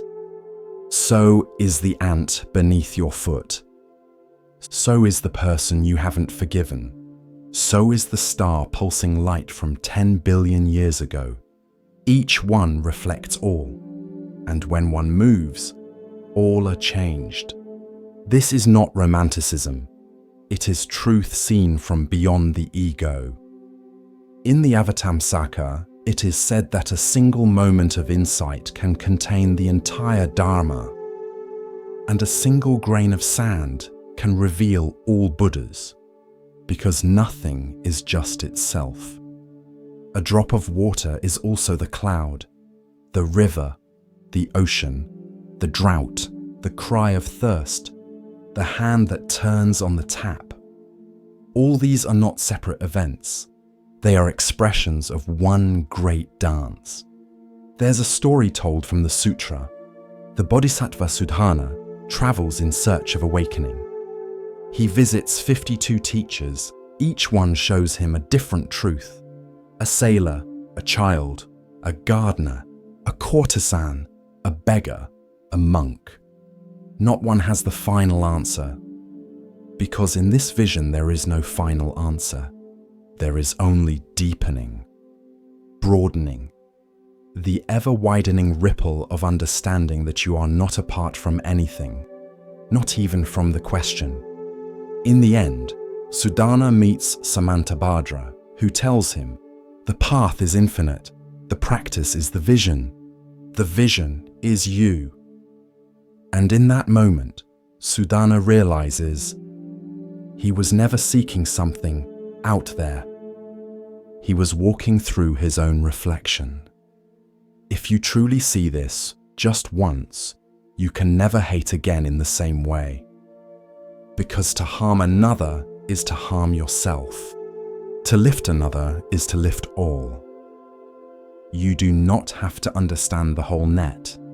You only have to touch one jewel, a single act of kindness, a single moment of stillness, a single breath where you choose love over fear.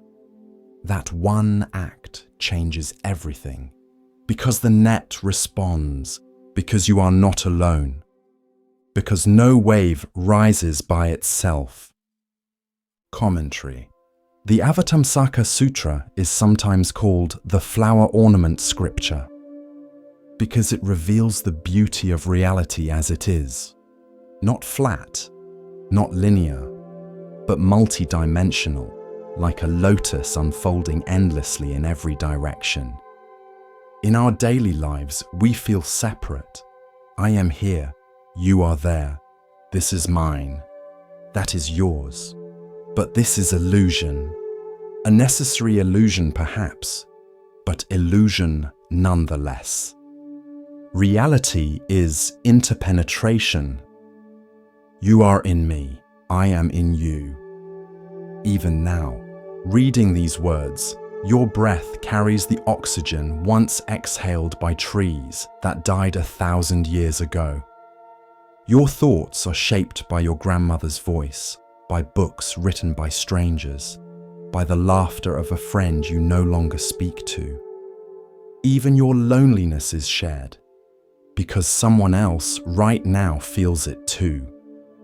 This is not meant to overwhelm you. It is meant to free you, because when you understand interconnection, you do not have to do everything. You only have to do something, and trust that it matters. Because it does, because the net responds. A Zen teacher once said, "When a bird sings on one branch, the whole forest awakens." You may be that bird, you may be the branch, or the silence that follows. Each one is essential. Each one reflects the whole. You are not small, you are a jewel in the net, reflecting everything, and being reflected by everything. So polish your jewel, not for glory, but for others, because the clearer you become, the clearer the whole web shines. There was once a long road that passed through deserts, cliffs, and shadowed valleys. Many travelers set out on it, seeking peace, safety, or home. But the road was hard. Sun beat down like flame. Rocks cut the soles of their feet. Wind stole their breath and sand filled their eyes. They grew tired, weary, ready to turn back. Some sat by the wayside, too exhausted to move.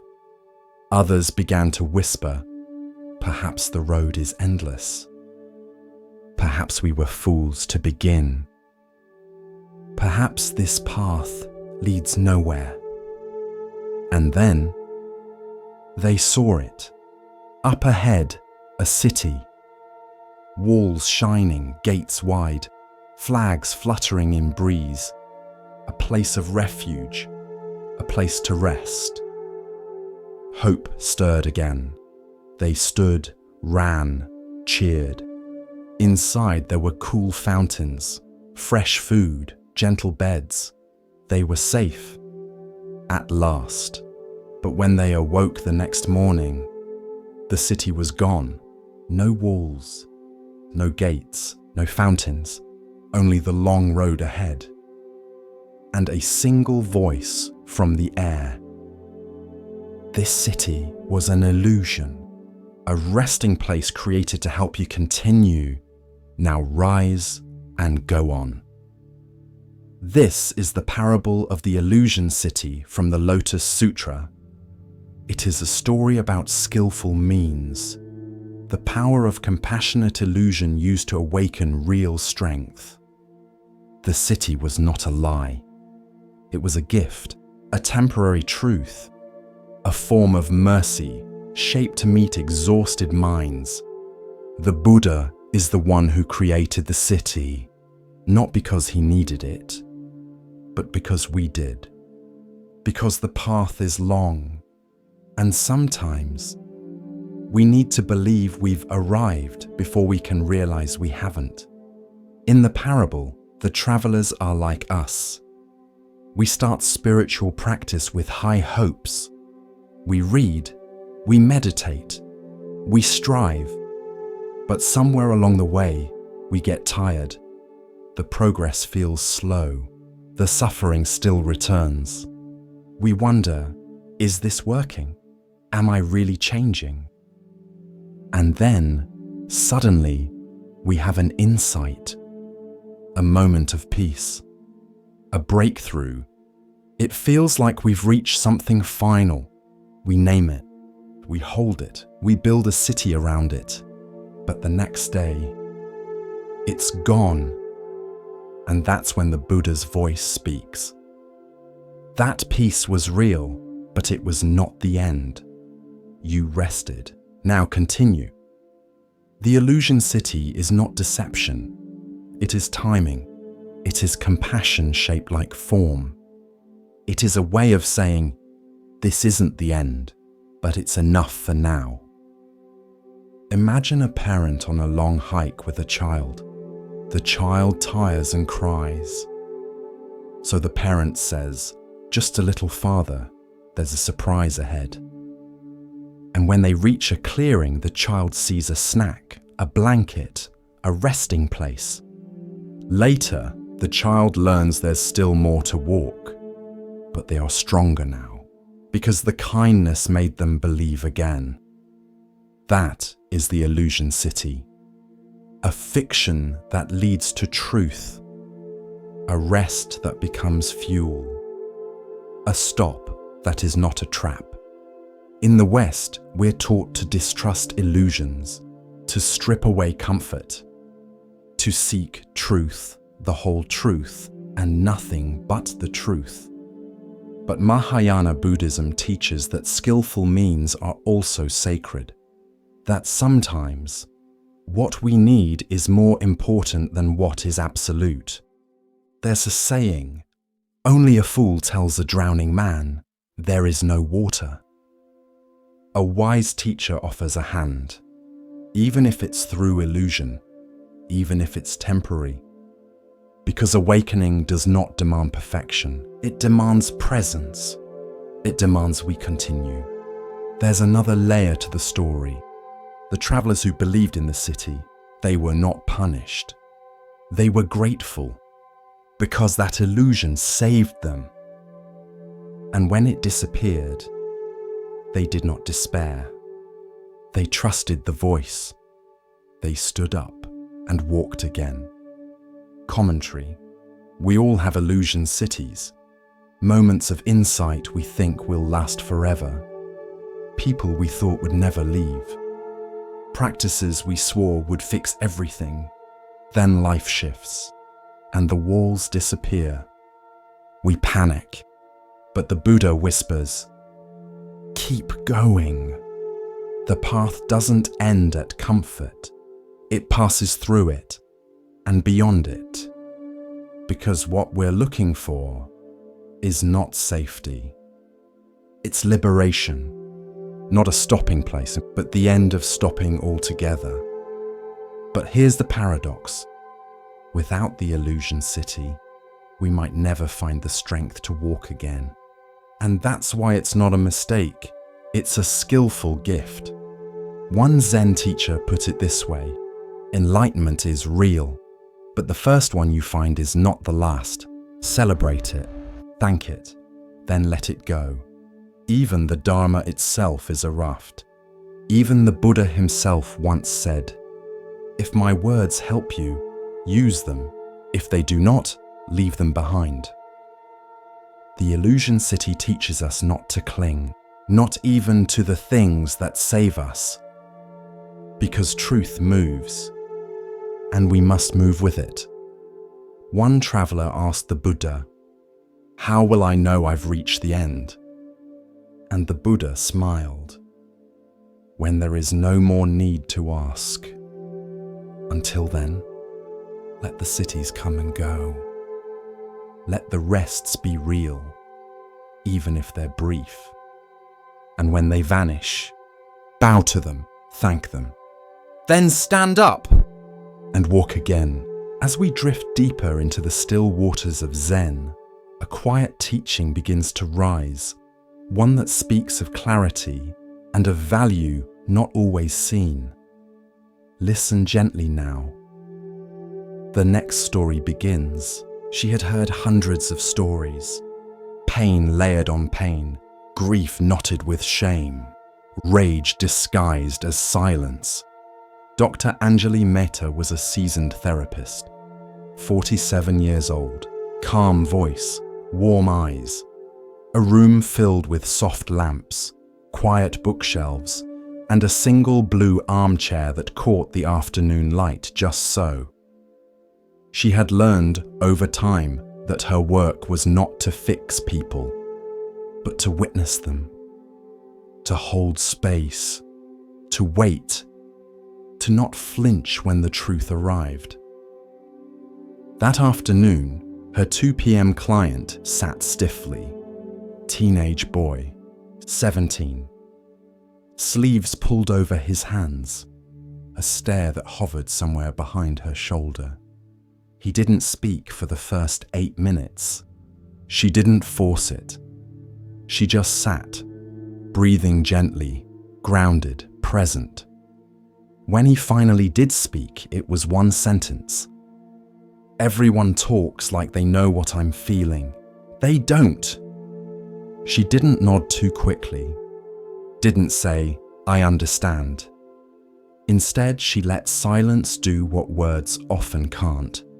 "There's a saying in Zen," she offered softly, "that the teacher is like a mirror. They don't speak for you. They just show you where the dust has gathered." The boy blinked, looked at her, and, for the first time in weeks, said something more. There is a deep wisdom in the pause, the moment between a question and an answer, the breath between emotion and reaction, the silence that honors pain without trying to patch it. Anjali once had a mentor who said, "You don't need the right words, you need the right presence." She had taken that to heart. Her patients didn't always thank her, didn't always improve quickly, but many came back. Because there aren't many places in the world where someone will sit with your brokenness without trying to sweep it away. She remembered an older woman once, widowed after 42 years. The woman cried for 45 minutes straight. Anjali didn't interrupt, didn't analyze, just handed her a tissue and stayed. At the end of the session, the woman whispered, "You're the only person who didn't tell me to be strong." Anjali said nothing, but later she wept, not from sadness, but from the honor of witnessing someone's unguarded truth. Therapists are trained to listen, but Anjali had learned to listen beneath the words, the tightening of a jaw, the hesitation before a name, the breath that catches after, "I'm fine." Sometimes her job wasn't to provide answers. It was to be the room where the storm could pass. She had a small bell on her desk, never rang it, just kept it there to remind herself, return to this moment, over and over. One evening, after a long day, she wrote in her journal, "People come in with tangled lives. I don't untangle them, I just hold the threads until they can begin to see the pattern. The boy in the blue hoodie came back the next week, and the next. He still didn't say much, but he sat and listened, and didn't flinch when she said his name. It was a start. And sometimes that is enough. Long ago, in the shadow of the Mahabharata range, there lived a young man named Jorin. He was clever, quick-witted, strong of voice and proud of heart. But Jorin carried something deeper, an anger that lived just beneath his skin, not always cruel, but sharp, like a wind that turned cold without warning. One day, after an argument with his father, Jorin stormed out of their stone cottage and began climbing the mountain trail above their village. "I don't need anyone," he shouted at the trees. But the forest only rustled in reply. He climbed higher until the air turned thin and the path narrowed to rock and dust. At the highest ridge, he stopped and yelled into the vastness below. "I hate you!" The words bounced off stone, and to his surprise, the mountain answered, "I hate you! I hate you!" The echo rang out across the cliffs, his own voice thrown back at him. Jorin blinked. He had never heard the mountain speak before. Curious, he cupped his hands again. "You're a fool!" The echo answered, "You're a fool, a fool." Now he laughed nervously. Then, hesitantly, he tried, "I love you." And again the valley responded, "I love you. Love you." His voice returned, but changed by the silence it passed through. Jorin stood there for a long time, the cold wind tugging at his sleeves, the vastness of the world pressing in. And then he turned back down the path, but quieter than before. This is the story of karma, of how what we send out returns. Commentary. In Sanskrit, karma means action, but not just physical action. Also thought, speech, intention. Each one plants a seed. And those seeds, over time, bear fruit, not as punishment, not as reward, but as response. Like an echo. The mountain did not decide to insult Jorin. It simply returned what was given. This is the truth of karma. The world is not judging you. It is reflecting you. The Buddha once said, "With our thoughts, we make the world." Speak or act with a pure mind, and happiness follows you, like a shadow that never leaves. Most people think karma is about fate, but it's not. Karma is not what happens to you. It's how you move, and what that movement shapes in return. Jorin didn't change overnight, but that moment on the mountain stayed with him. He began to notice the way his words shaped the people around him, how a harsh joke left someone smaller, how a small kindness lifted a room. He didn't always get it right, but now he listened for the echo. One day, years later, Jorin stood at the base of the same mountain.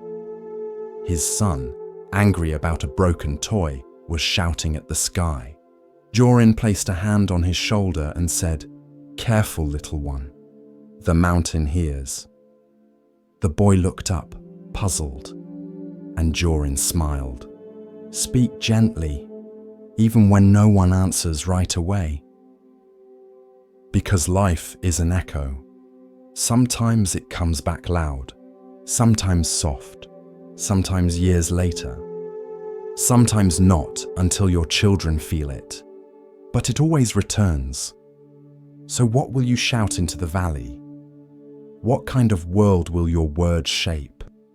Be mindful of your echoes, because one day you'll hear them again. The temple's library held thousands of texts, worn scrolls, faded sutras, ink-smudged commentaries written by hands long returned to dust.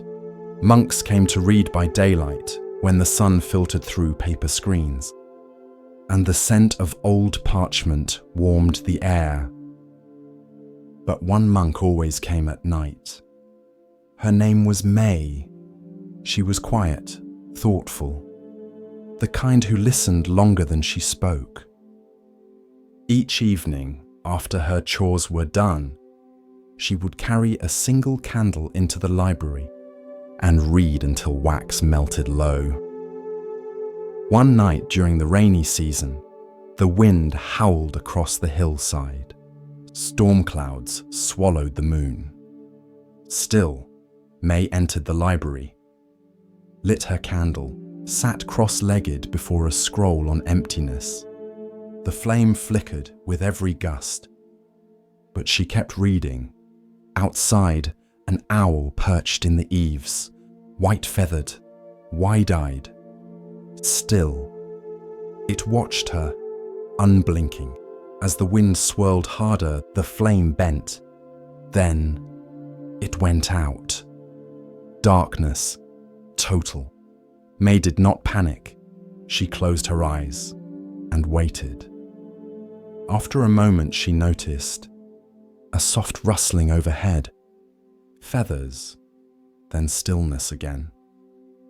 She opened her eyes, and though she could see nothing, she sensed the owl was still there. Watching, she whispered aloud, "How do you see in this?" As if in answer, a line from the sutra she had just read returned to her. "The eye that sees true is not of flesh or flame, but of calm presence in the dark." She smiled softly. Perhaps the lesson wasn't in the candlelight, but in its absence. The next day, she spoke with the abbot. "Master," she asked, "why do we fear the dark so much?" He thought for a while. "Because we trust only what the eye can see. But true wisdom," he said, "often waits in the dark." He continued, "The owl does not light a lantern. It simply sees." From that night on, May still brought her candle, but she also learned to sit after it burned out, not to read, but to observe her breath, her thoughts, her discomfort.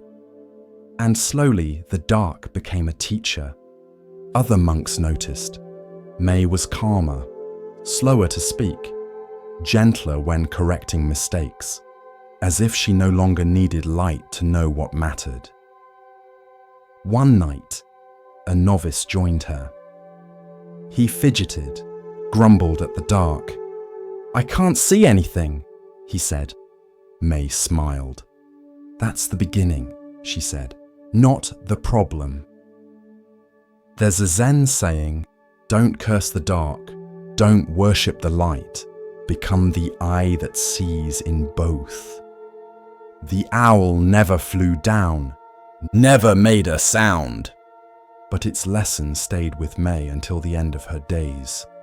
Sometimes, the truest clarity isn't found by shining more light, but by learning to sit still when the candle goes out. With each breath, we continue our journey through the wisdom of Zen, where the smallest stone may hold the greatest truth. Here starts the next story.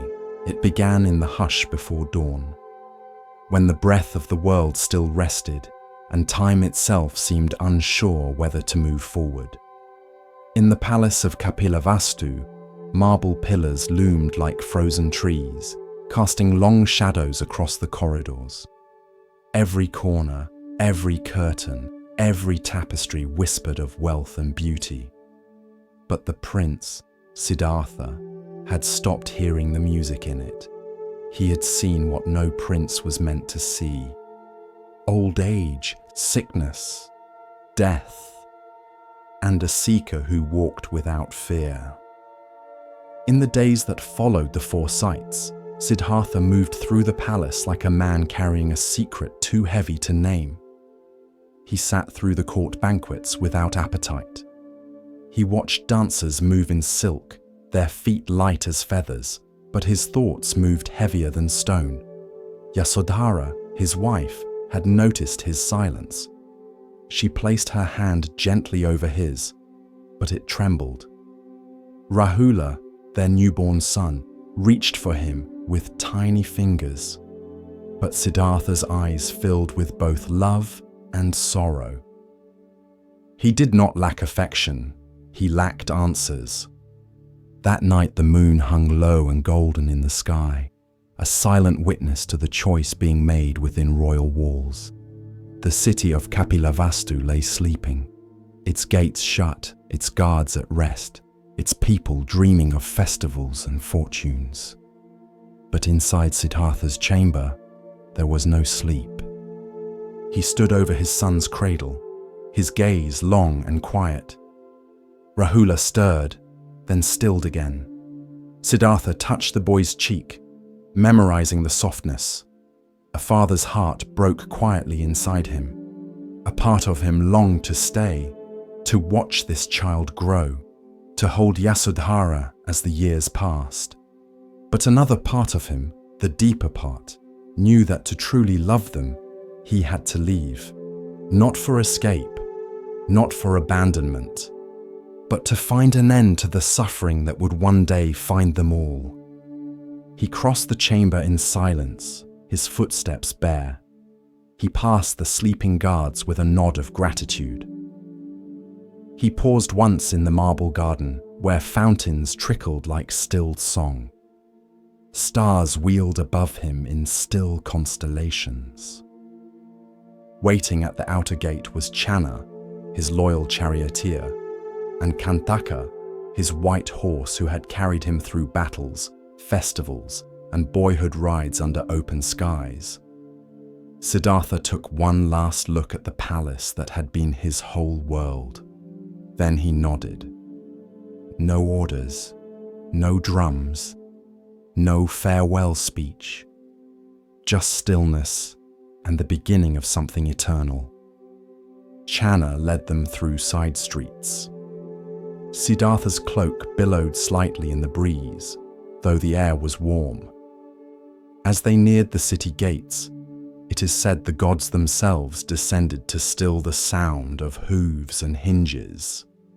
The gatekeeper slept on, unaware that the one who was born to inherit the throne was walking away from it forever.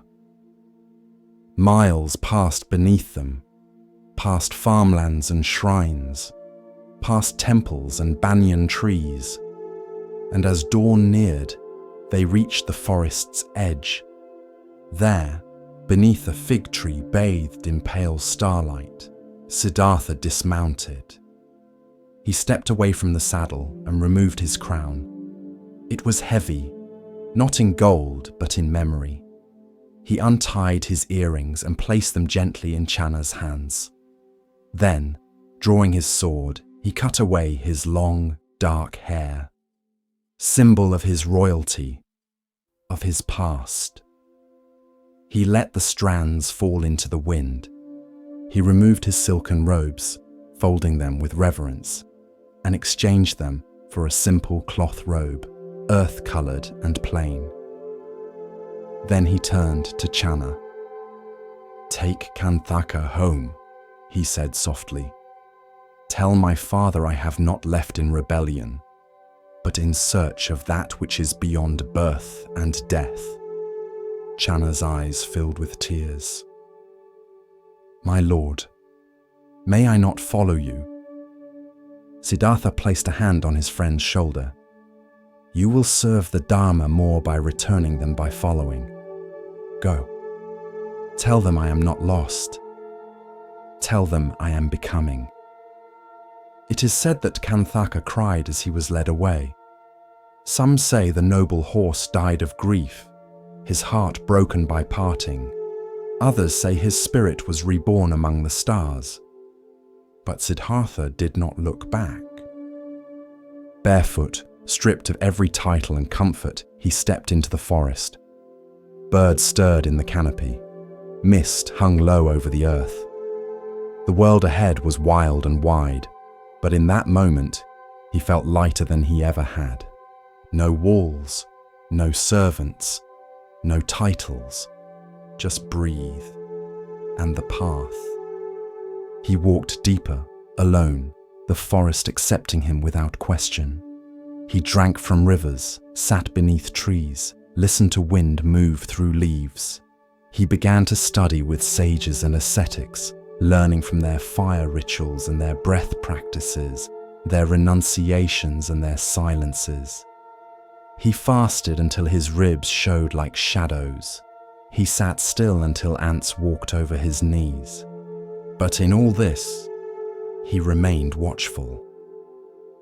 For he knew that extreme indulgence had not brought peace.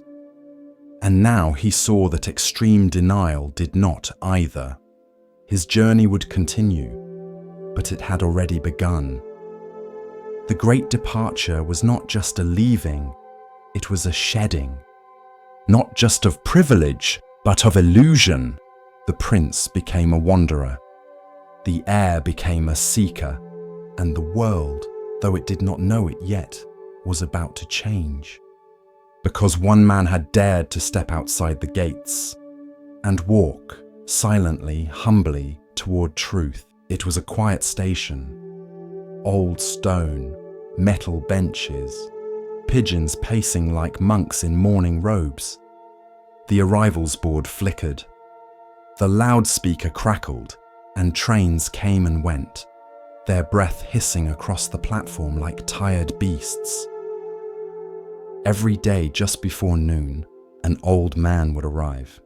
He wore a flat cap, pressed slacks, a wool coat that had seen better winters.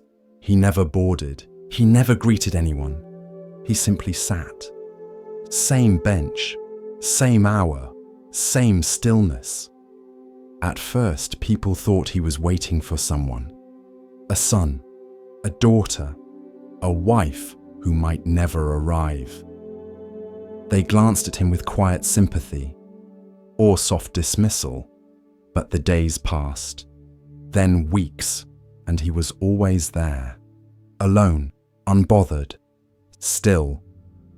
One day, a young woman sat beside him. She was holding a phone in one hand, tapping constantly, half listening to music in the other ear.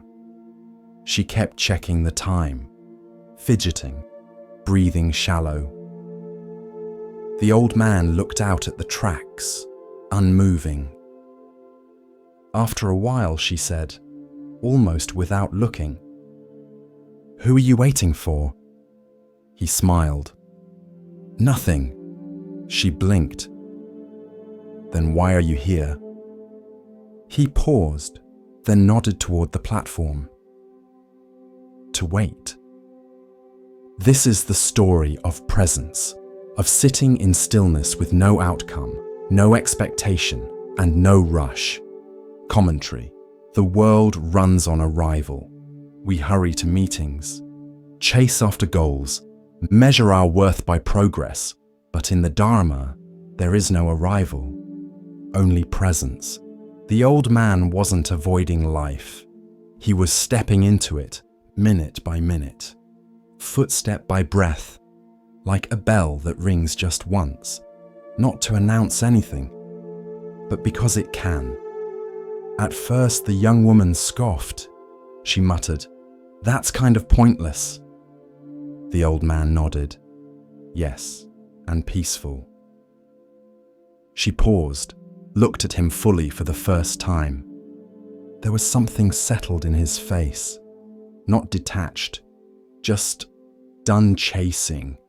He didn't ask her what she did for work, didn't comment on the news, didn't offer advice. He just sat and breathed. The train came. She didn't get on. Instead, She silenced her music, turned off her phone, sat beside him.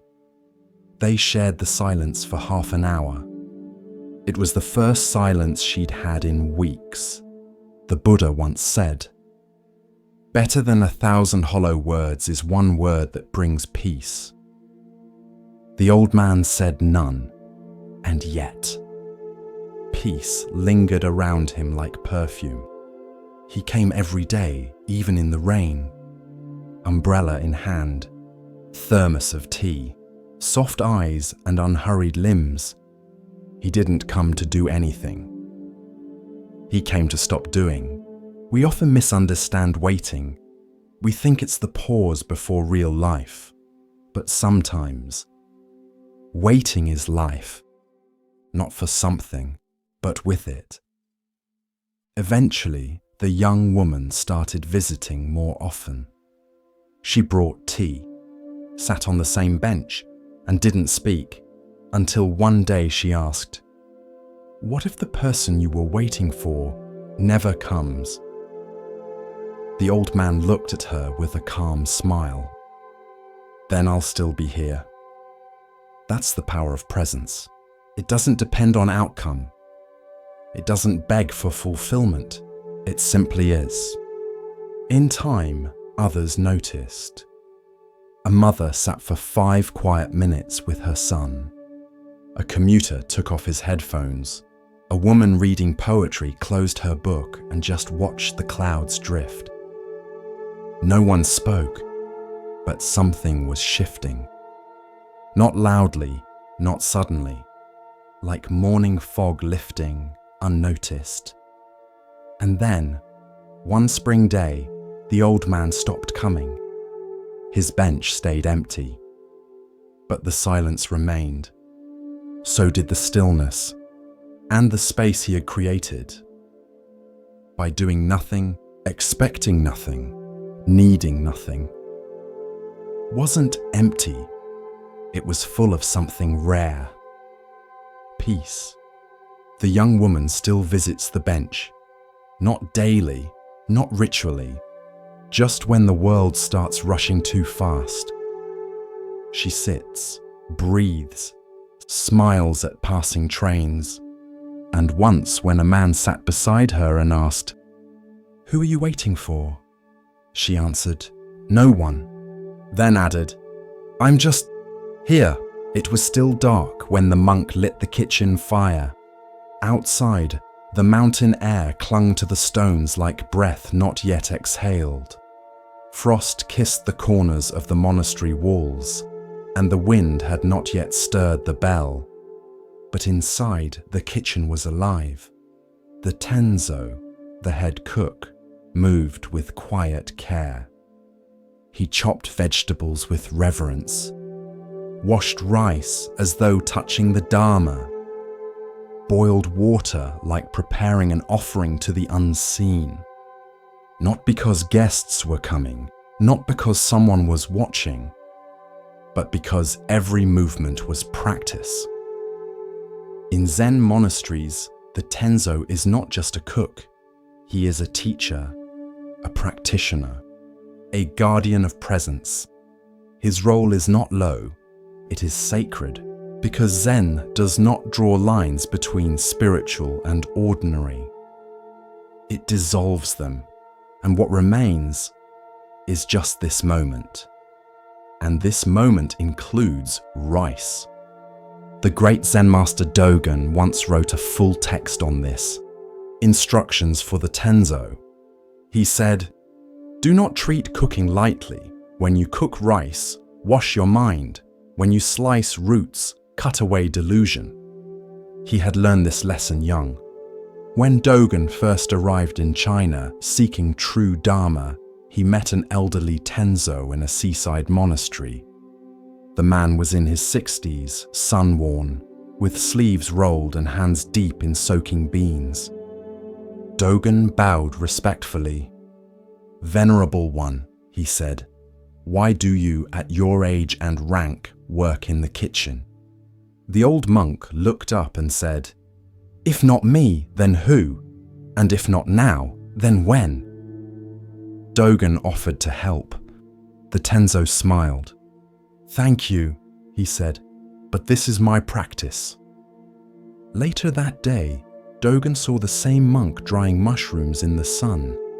He asked, "Why not do this tomorrow? The sun will rise again." The Tenzo simply said, "I do not wait for tomorrow's sun. My life is today." And in that moment, Dogen understood something deeper than scripture.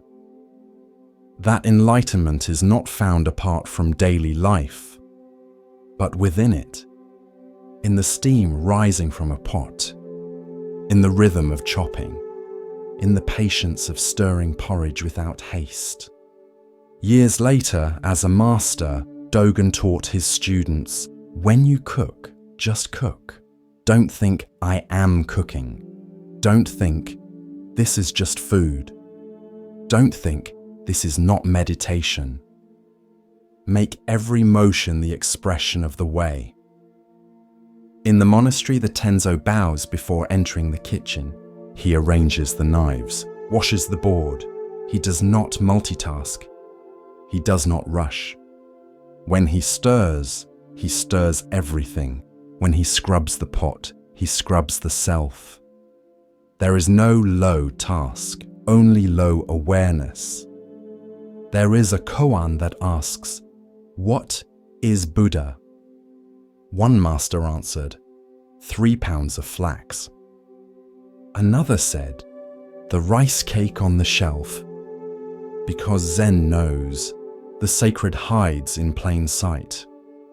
Not above us, not beyond us, but within the ordinary, when seen without distraction. In modern life, we resist this. We see chores as interruptions, dishes as delays, errands as obstacles to real practice. But Zen asks, what if the very thing you're avoiding is your path? What if folding laundry is a bow? What if sweeping the floor is a blessing? What if cleaning the toilet is a teaching and letting go? The Tenzo is not trying to finish cooking. He is inhabiting it. With full presence, with full breath, with no need for applause, because practice is not what we do on the cushion, it is how we live off it. Dogen wrote, "See with your ears, hear with your eyes, prepare the food with your whole body-mind." Not poetry, not metaphor, instruction to become so present that the boundaries dissolve. To listen to the rice as it boils, to feel the carrot before slicing, to bow to the ladle before lifting it, because when we fully meet a moment, there is no self left to be enlightened. Only the moment, only the rice, only the breath. Once, a student complained, "Master, I have no time for meditation. I spend all day in the kitchen." The master asked, "Do you wash the rice?" "Yes." "Do you chop the greens?" "Yes." "Then why do you call that not meditating?" Commentary. Zen dismantles the hierarchy between sacred and mundane. It reminds us, you don't need incense to wake up. You don't need chants to be present. You need rice and a spoon, and the willingness to give yourself to both without resistance. If you're waiting for your life to get quieter before you practice, you may wait forever. But if you meet this moment, this task, as the way itself, then even the laundry becomes a sutra. Even the shopping list becomes a mantra. Even the broom becomes your teacher. The Tenzo is not just feeding bodies, he is cooking truth. And when the pot is washed, the ladle hung, and the kitchen swept, there is nothing left to attain, because it was never somewhere else. It was always here. In the steam, in the stillness, in the rhythm of this one breath, the path of Zen unfolds like morning mist, soft and patient. In this next tale, we are invited to see, beyond appearance, into essence. Listen carefully to the next story. In a small temple nestled between pine trees and fog, there burned a single candle. It was placed each morning in the center of the meditation hall. No glass shield, no tall holder, just a quiet flame in a shallow dish. It flickered gently as monks came and went. It was not large, not dazzling, but it was always there. Software steady, alive. One morning, a gust of wind swept through the open window. The flame bent low, danced wildly, then steadied, then bent again. A novice sitting nearby grew anxious. He reached to close the window, but the old teacher touched his arm and whispered, "Wait, let it breathe." The flame, though small, did not go out. It fluttered, dimmed, but held on. The room stayed still, and after a few moments the wind passed. The candle straightened, its glow calm once more. The teacher turned to the novice and said, "This is your mind. This is your breath. This is your life." A candle by nature is vulnerable. One sharp breath, and it's gone. One careless movement, and it's lost. But that fragility is also its power, because the candle doesn't resist the wind. It doesn't fight to stay lit. It simply responds, bows, sways, returns. In Buddhism, the flame is often used as a metaphor for consciousness, flickering, ever-changing, not a solid thing, but a process, a dance between wick, wax, and air. Your thoughts are like the flame, your body, the wick, your breath, the air that sustains it, and the wind. That's life. The candle cannot control the wind, but it learns to dance with it. And that is the teaching. The novice asked, "But what if the flame goes out?" The teacher smiled. "Then we light it again and again and again. This is the practice. You will lose your calm. You will be shaken. Your light will dim, but the wick is still there. The wax remains. You are never without the capacity to be rekindled. There is a Tibetan saying, 'Better to light a single candle than to curse the darkness.' But even deeper is this. Learn to trust the candle even when the wind rises." In the days that followed, the novice watched the flame more closely. He began to notice how it moved, how it bent without fear, how it never clung to its shape from a moment before. And one morning, during Zazen, as a storm passed outside, he did not flinch. He simply watched the flame bend and return. And in that moment, something in him softened too.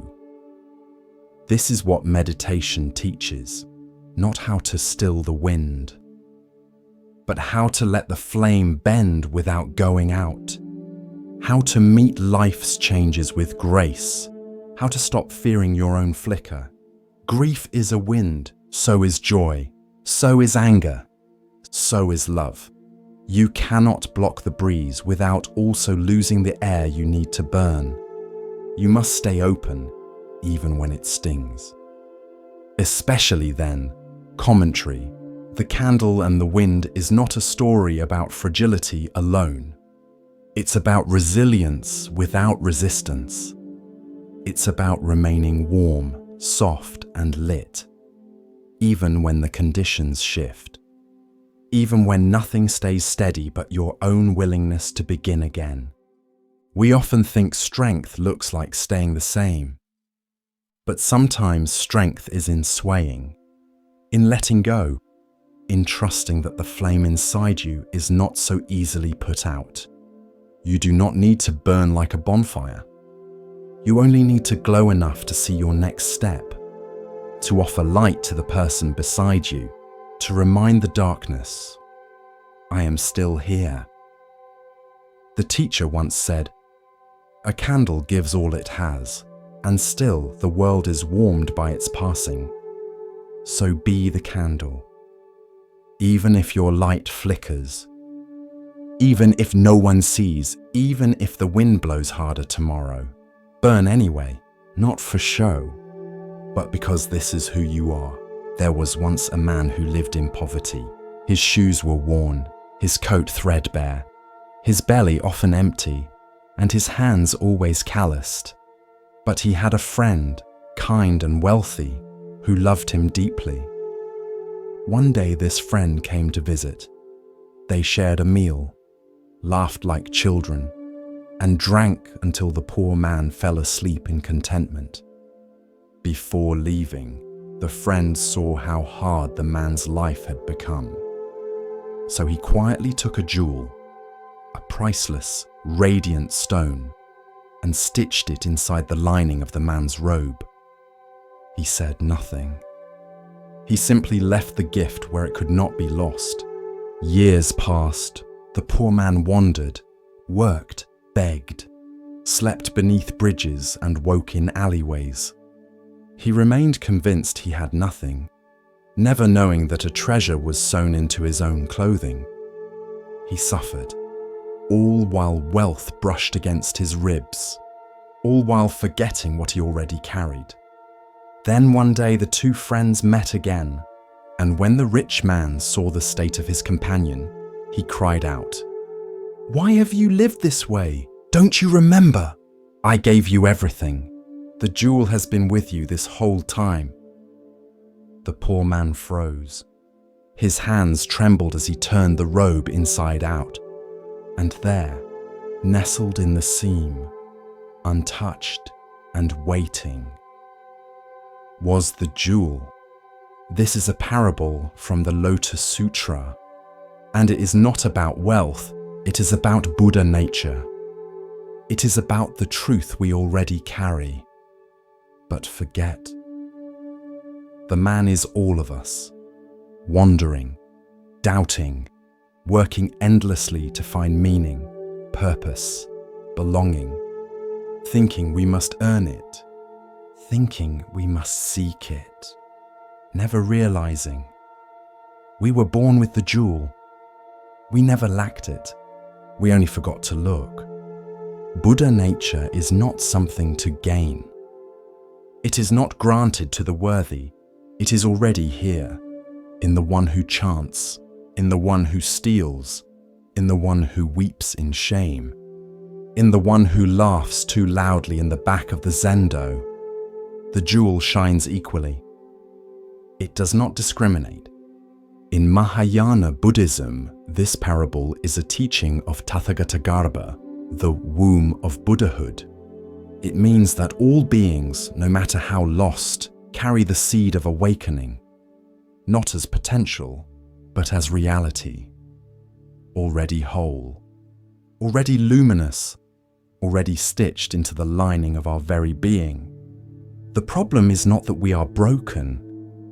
The problem is that we believe we are broken. And so we search, outside, in teachers, in techniques, in titles, in temporary comforts, all while the jewel sits quietly inside, waiting. There's a saying in Zen, don't seek the truth, only stop cherishing opinions.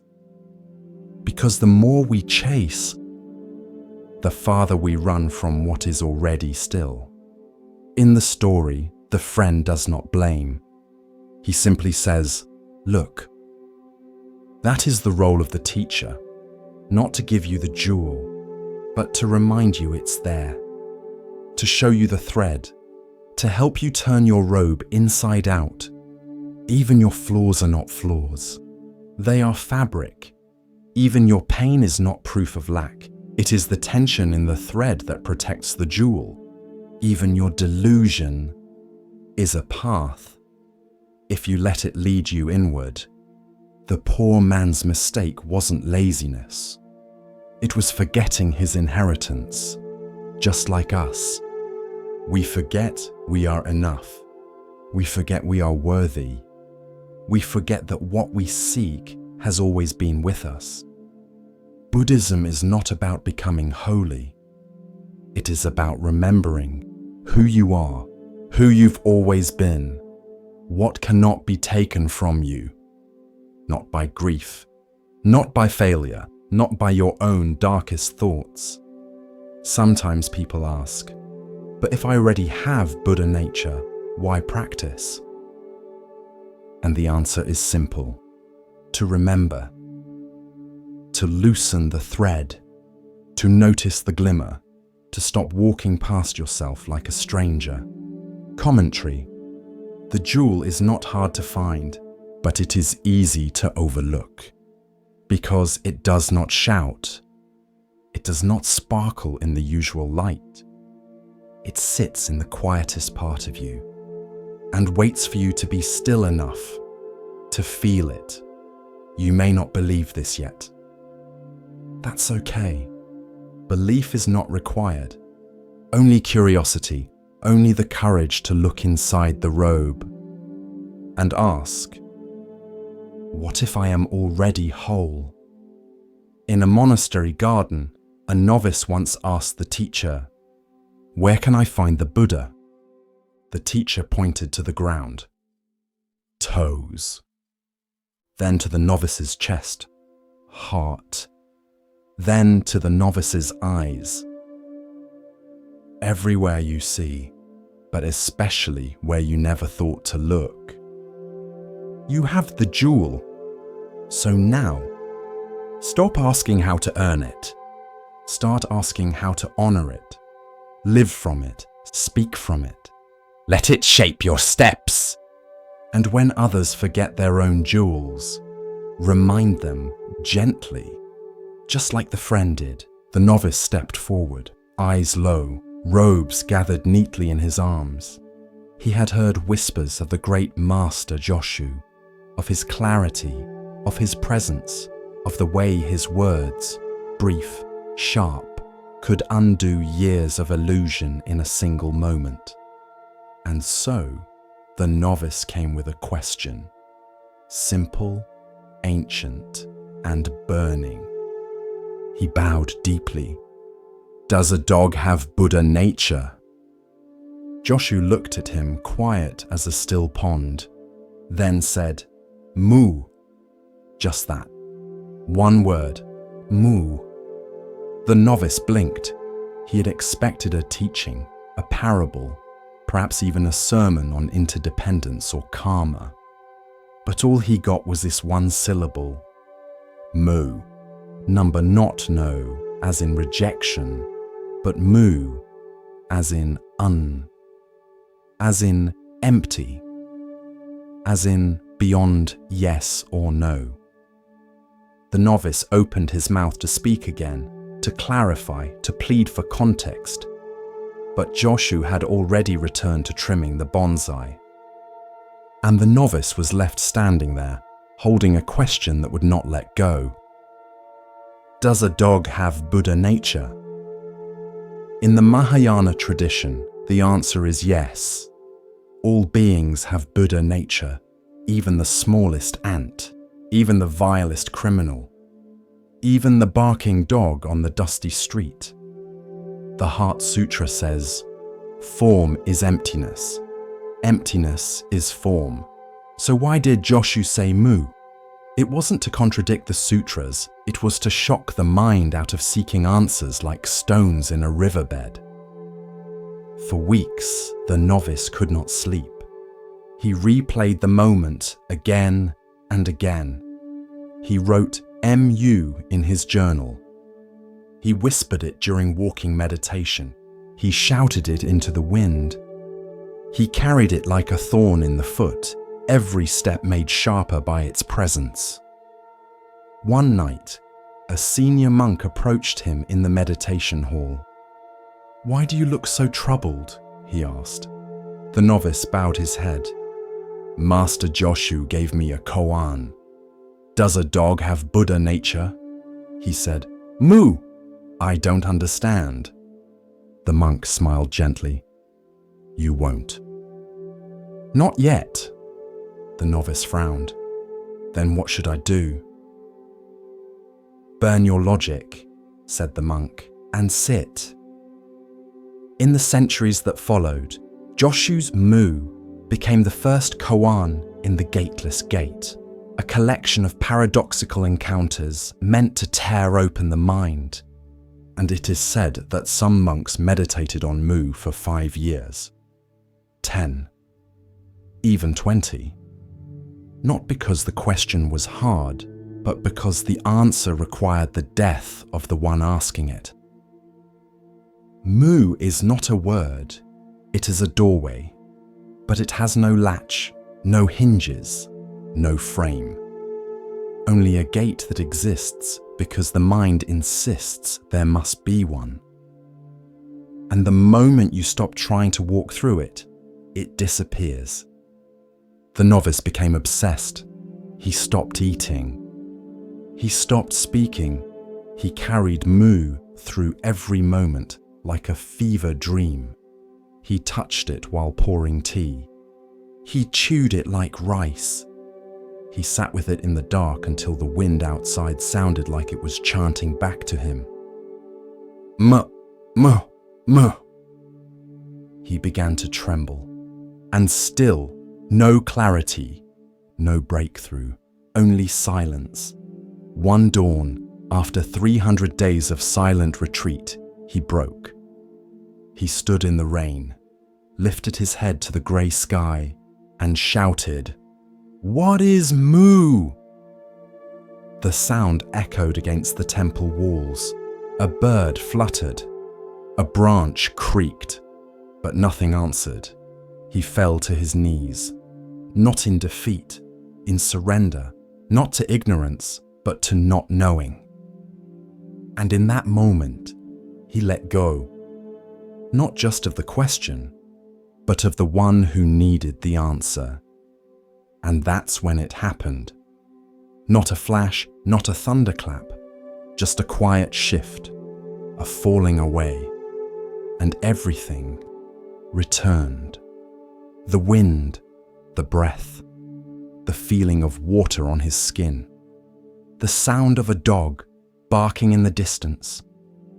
Nothing extraordinary, and yet everything was different.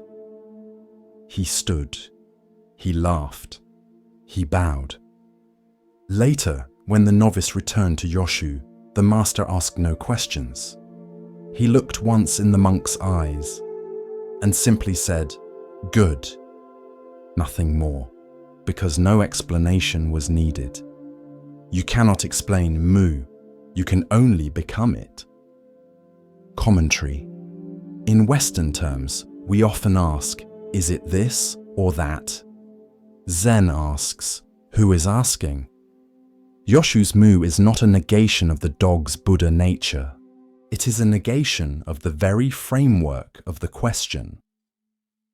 To ask, does a dog have Buddha nature, is to separate Buddha nature from dog, to assume that it's something a being might possess.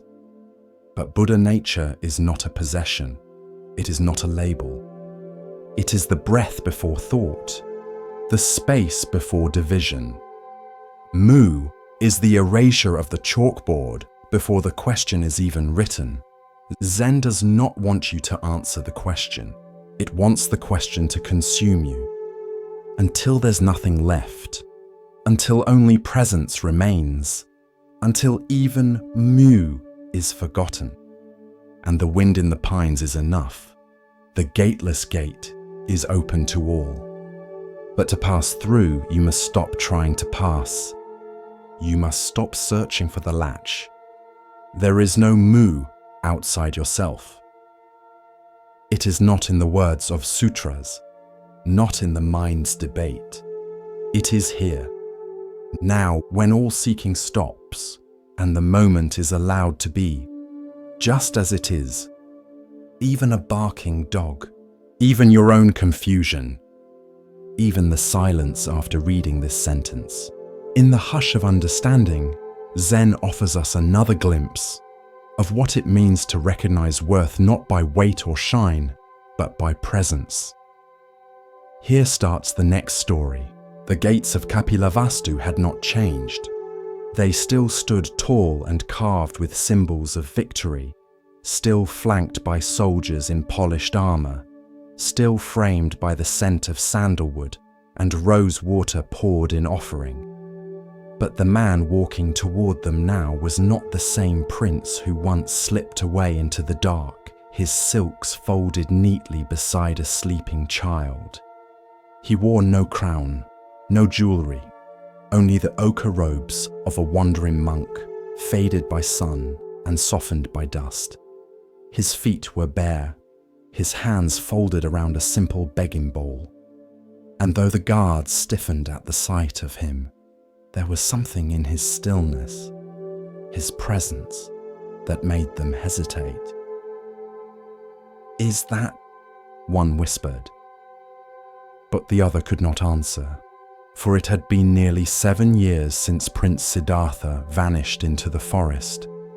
7 years since the kingdom was draped in grief and silence, since King Suddhodana walked the palace gardens alone, since Yasodhara raised their son Rahula beneath the weight of unanswered questions. Now the prince had returned, but not as a prince, not even as a man of the world. He returned as the Buddha, the awakened one.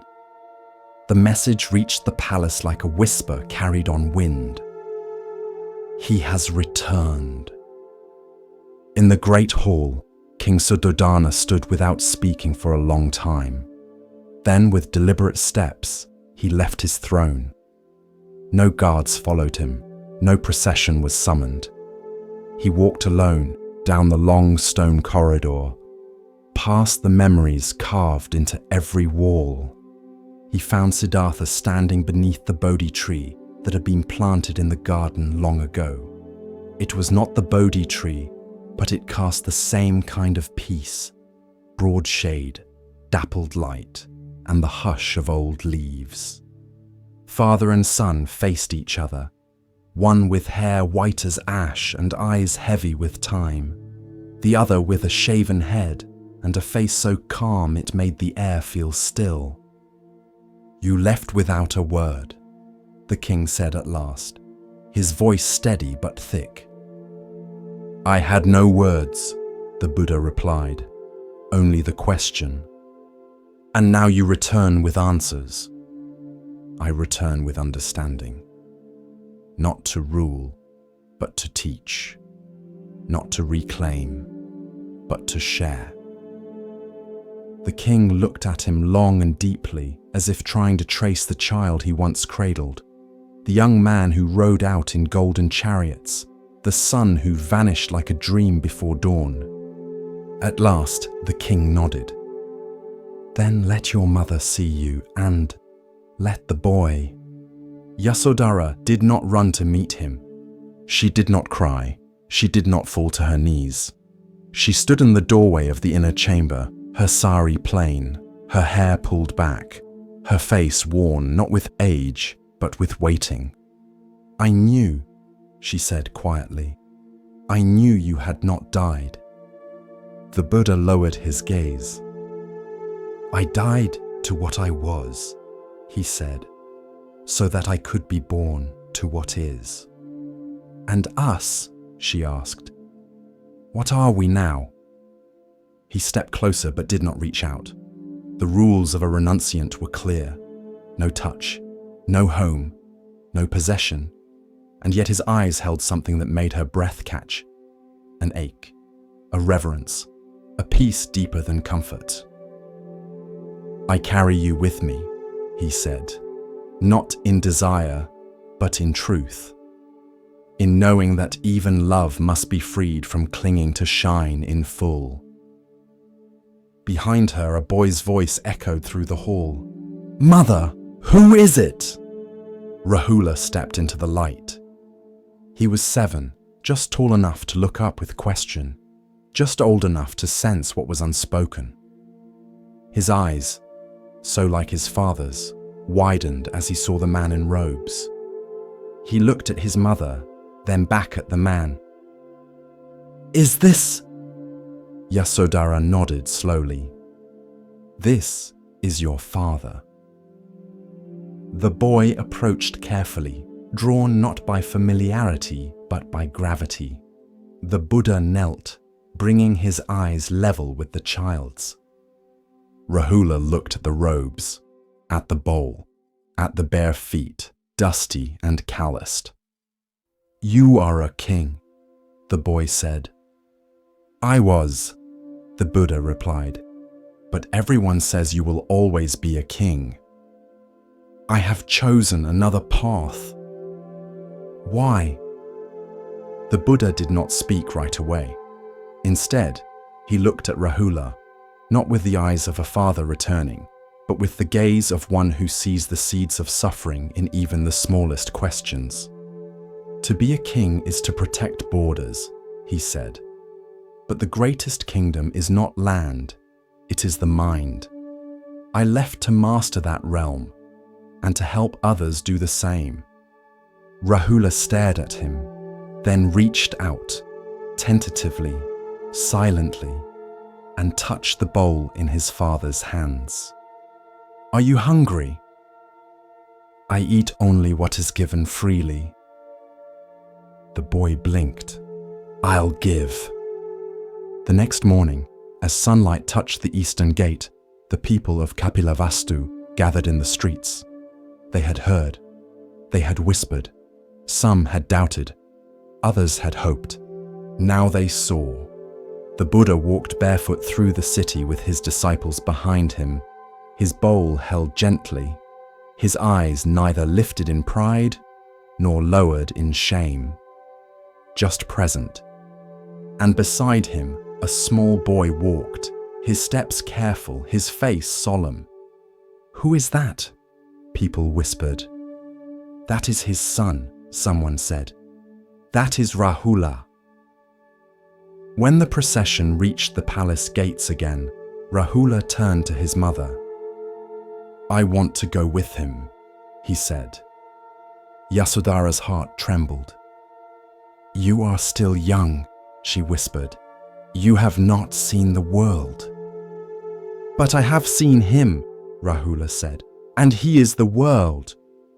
She knelt and held his face in her hands, kissed his forehead, and let him go, not out of abandonment, but out of trust. Rahula turned to his father. "Teach me." That night, under a canopy of stars, the Buddha gave his son the precepts. A child novice, a seeker born not of blood, but of choice. He named him Rahula, not in casual use, but in truth. Fetter, for that is what the boy had been once, a golden chain pulling at his heart. But now the chain had turned to light, not attachment, but connection, not weight, but legacy. The Buddha looked at his son as he slept beside the fire, curled in a robe too big, holding a wooden begging bowl like a treasure. And for a moment, the silence was not empty. It was full. Years later, Rahula would become a monk in full, respected for his insight and restraint. He would ask deep questions and receive answers not as a prince's son, but as a seeker in his own right. But none would forget that first night. When the Buddha returned, not with chariots, but with calm, not to rule, but to gaze into his son's eyes, and say, without speaking, "I left so you would not inherit illusion. I returned so you could choose the truth." And in that silent gaze was everything a father could offer and everything a seeker could need. It moved like time dash, patient, steady, clear. She had come to the water for answers, Not about rituals, not about chanting, but about something deeper. Who am I? She had read sutras, memorized verses, and bowed each morning, but still, a knot remained in her chest. The old teacher, sensing her restlessness, came to sit beside her. They watched the water in silence for a while. Then he pointed to a single droplet clinging to a leaf above the current. It trembled. Round, whole, complete. "Is that a drop of water?" the master asked. She nodded. "Yes," he smiled. Then a breeze blew. The droplet fell and joined the river below. The master turned again. "Now tell me, where is the drop?" This is the story of non-self, of how the self we cling to is like a drop, never separate, never alone. Commentary. We walk through life asking, who am I? What is me? Where do I go when I die? But these questions are like trying to bottle the river. The tighter you grip, the more it slips through your fingers. The Buddha taught that what we call a self is not fixed. No eternal soul, no unchanging core, only process, only flow, body, sensation, perception, mental formations, consciousness. These 5 aggregates arise and pass like waves. There is no boat, only current. The novice sat with this for many days. She stared at her reflection in the water, noticing how it changed when the wind blew, how it vanished when a stone was thrown, how it returned when the ripples faded. Was the reflection real? Yes. Was it solid? So too with the self. We exist, but not as a thing, as a movement, a flame, not a statue, a song, not a stone. One night the novice had a dream. She stood before a vast river. She cupped water in her hands, holding it close, but it began to spill, to slip between her fingers, to return to the source. In the dream, she let it go and wept, not from sadness, but relief, because in letting go of the drop, she felt the whole river. When she woke, she wrote a single line in her journal. "I am not a drop in the river, I am the river in a drop." This is the heart of rebirth too, not the soul traveling from body to body, but conditions unfolding, like water taking many forms, cloud, rain, stream, mist, but always water. You are not this name, not this face, not even this mind. You are this moment, arising from countless causes and dissolving into new ones. When the master was old and dying, the novice, now a teacher, sat by his side. She asked him if he was afraid. He smiled faintly and said, "A drop returns to the river. How can it fear?" Then he closed his eyes and was gone. But the river kept flowing. So the next time you feel small or lost or alone, remember the drop and the river it was never truly apart from. The monsoon rains had passed, and the forest paths of Kosambi steamed with quiet life. Leaves dripped with silver beads.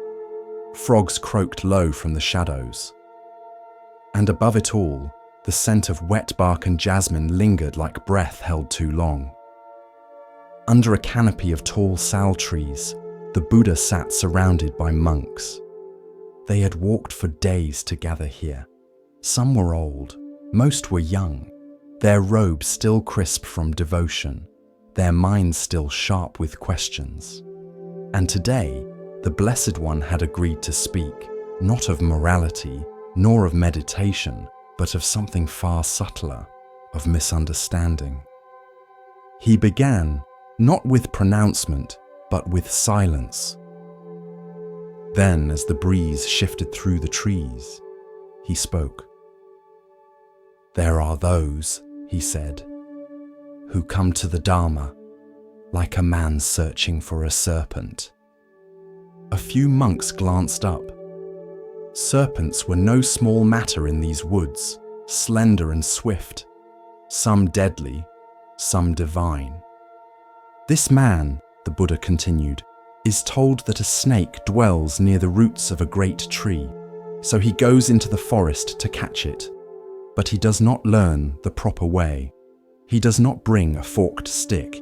He does not wait for the right moment. He sees movement in the grass and lunges with bare hands." A few younger monks leaned forward. "What happens?" one whispered. The Buddha's gaze passed over them like moonlight on water.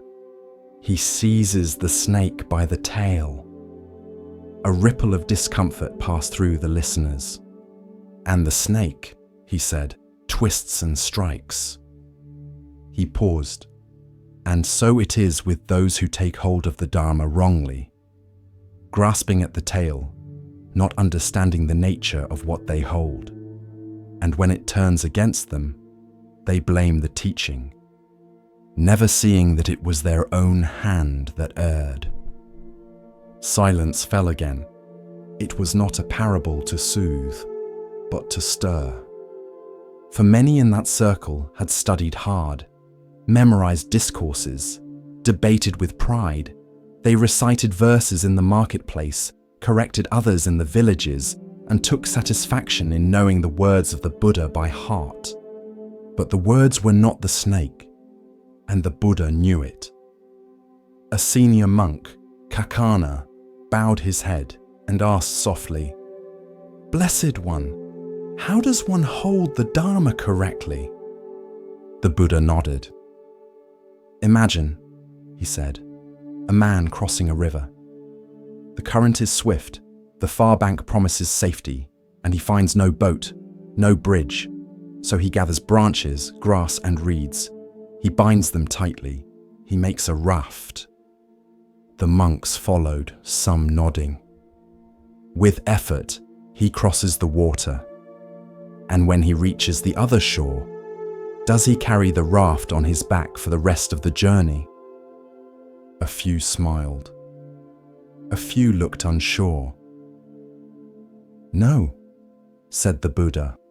"He leaves it behind, grateful, respectful, but he does not cling to it. He let that image hang in the warm, moist air." "So too is the Dharma," he said, "a raft to cross, not a burden to bear forever, not a weapon to strike others, not a badge to wear." A soft murmur of recognition passed through the monks. "But some," he continued, "treat the Dharma as the man who grabs the snake's tail. They take hold of words, of verses, of rules, not to cross the river, but to shout from the shore." He turned his palm upward. "They say, 'I know,' you do not. They say, 'This is the only way, yours is wrong.' They say, 'I have read, I have memorized, I have mastered.'" He paused. "But what have they understood?" A breeze stirred the forest floor. A leaf spiraled down like a question with no answer. "Understanding," he said, "is not repetition. Wisdom is not memorization, and truth is not a prize to be clutched." He looked at them all. "Do not seize the tail. Learn how the snake moves. Watch, be still, approach with care. Grasp rightly, not to own, but to understand." A young novice, no older than 15, raised his hand timidly. "But Blessed One," he said, What if one clings to the raft out of reverence, out of gratitude? The Buddha smiled gently. Reverence is not the same as attachment, he said. Gratitude flows like a river. Clinging dams the stream. He folded his hands in his lap. To let go does not mean to forget. It means to honor the purpose and move on when it has been fulfilled. Several monks bowed. Some looked thoughtful, others uneasy, for the teaching had pierced the pride of many. A monk named Sati, known for his keen memory and rigid interpretations, frowned. "But Lord," he said, "should we not defend the Dharma from false views?" "Yes," said the Buddha without hesitation. "But first, defend it from misunderstanding within yourself. A man who argues from ego may win the debate and lose the path." He looked directly at Sati. "If you know a verse, but use it to shame another, you have caught the tail." He turned to the group once more. "If you teach to elevate yourself, you have caught the tail. If you study only to be praised, you have caught the tail. If you hold to rules to feel superior, you have caught the tail. And if you mistake knowledge for wisdom, you have caught the tail." The forest was utterly still now. Even the birds had quieted. "And when the snake turns and bites," the Buddha asked, "you will say the Dharma is false, that it failed you, that it was sharp, cruel, or useless, but the snake was never to blame." A few monks bowed their heads in shame. One of the older mendicants, seated on a mat of grass near the front, exhaled deeply. "I have clutched many tails in my time," he said, "but now I wish only to learn how to see clearly." The Buddha nodded. "That is the beginning of wisdom." That evening, as twilight turned the forest gold, the monks moved quietly through the camp. No chants, no debates, just footsteps and thought. Sati sat alone by the fire, his manuscript scrolls untouched. The novice who had asked about the raft sat beside him, quiet, respectful. Sati turned and whispered, "I used to think that knowing every word would make me wise." The boy looked at him. "And now?" Sati stared at the flames. "Now I wonder if I even know how to listen." In the stillness of the forest, the words of the Buddha echoed like a distant bell. "Do not grasp the tail, learn how the snake moves." And in the hearts of those who truly listened, the Dharma shed its scales of pride, of certainty, of rigid form, and began, at last, to breathe. As the lantern of awareness glows a little brighter, we come to a tale about seeing with more than the eyes. Let the stillness guide you now, and listen carefully to the next story.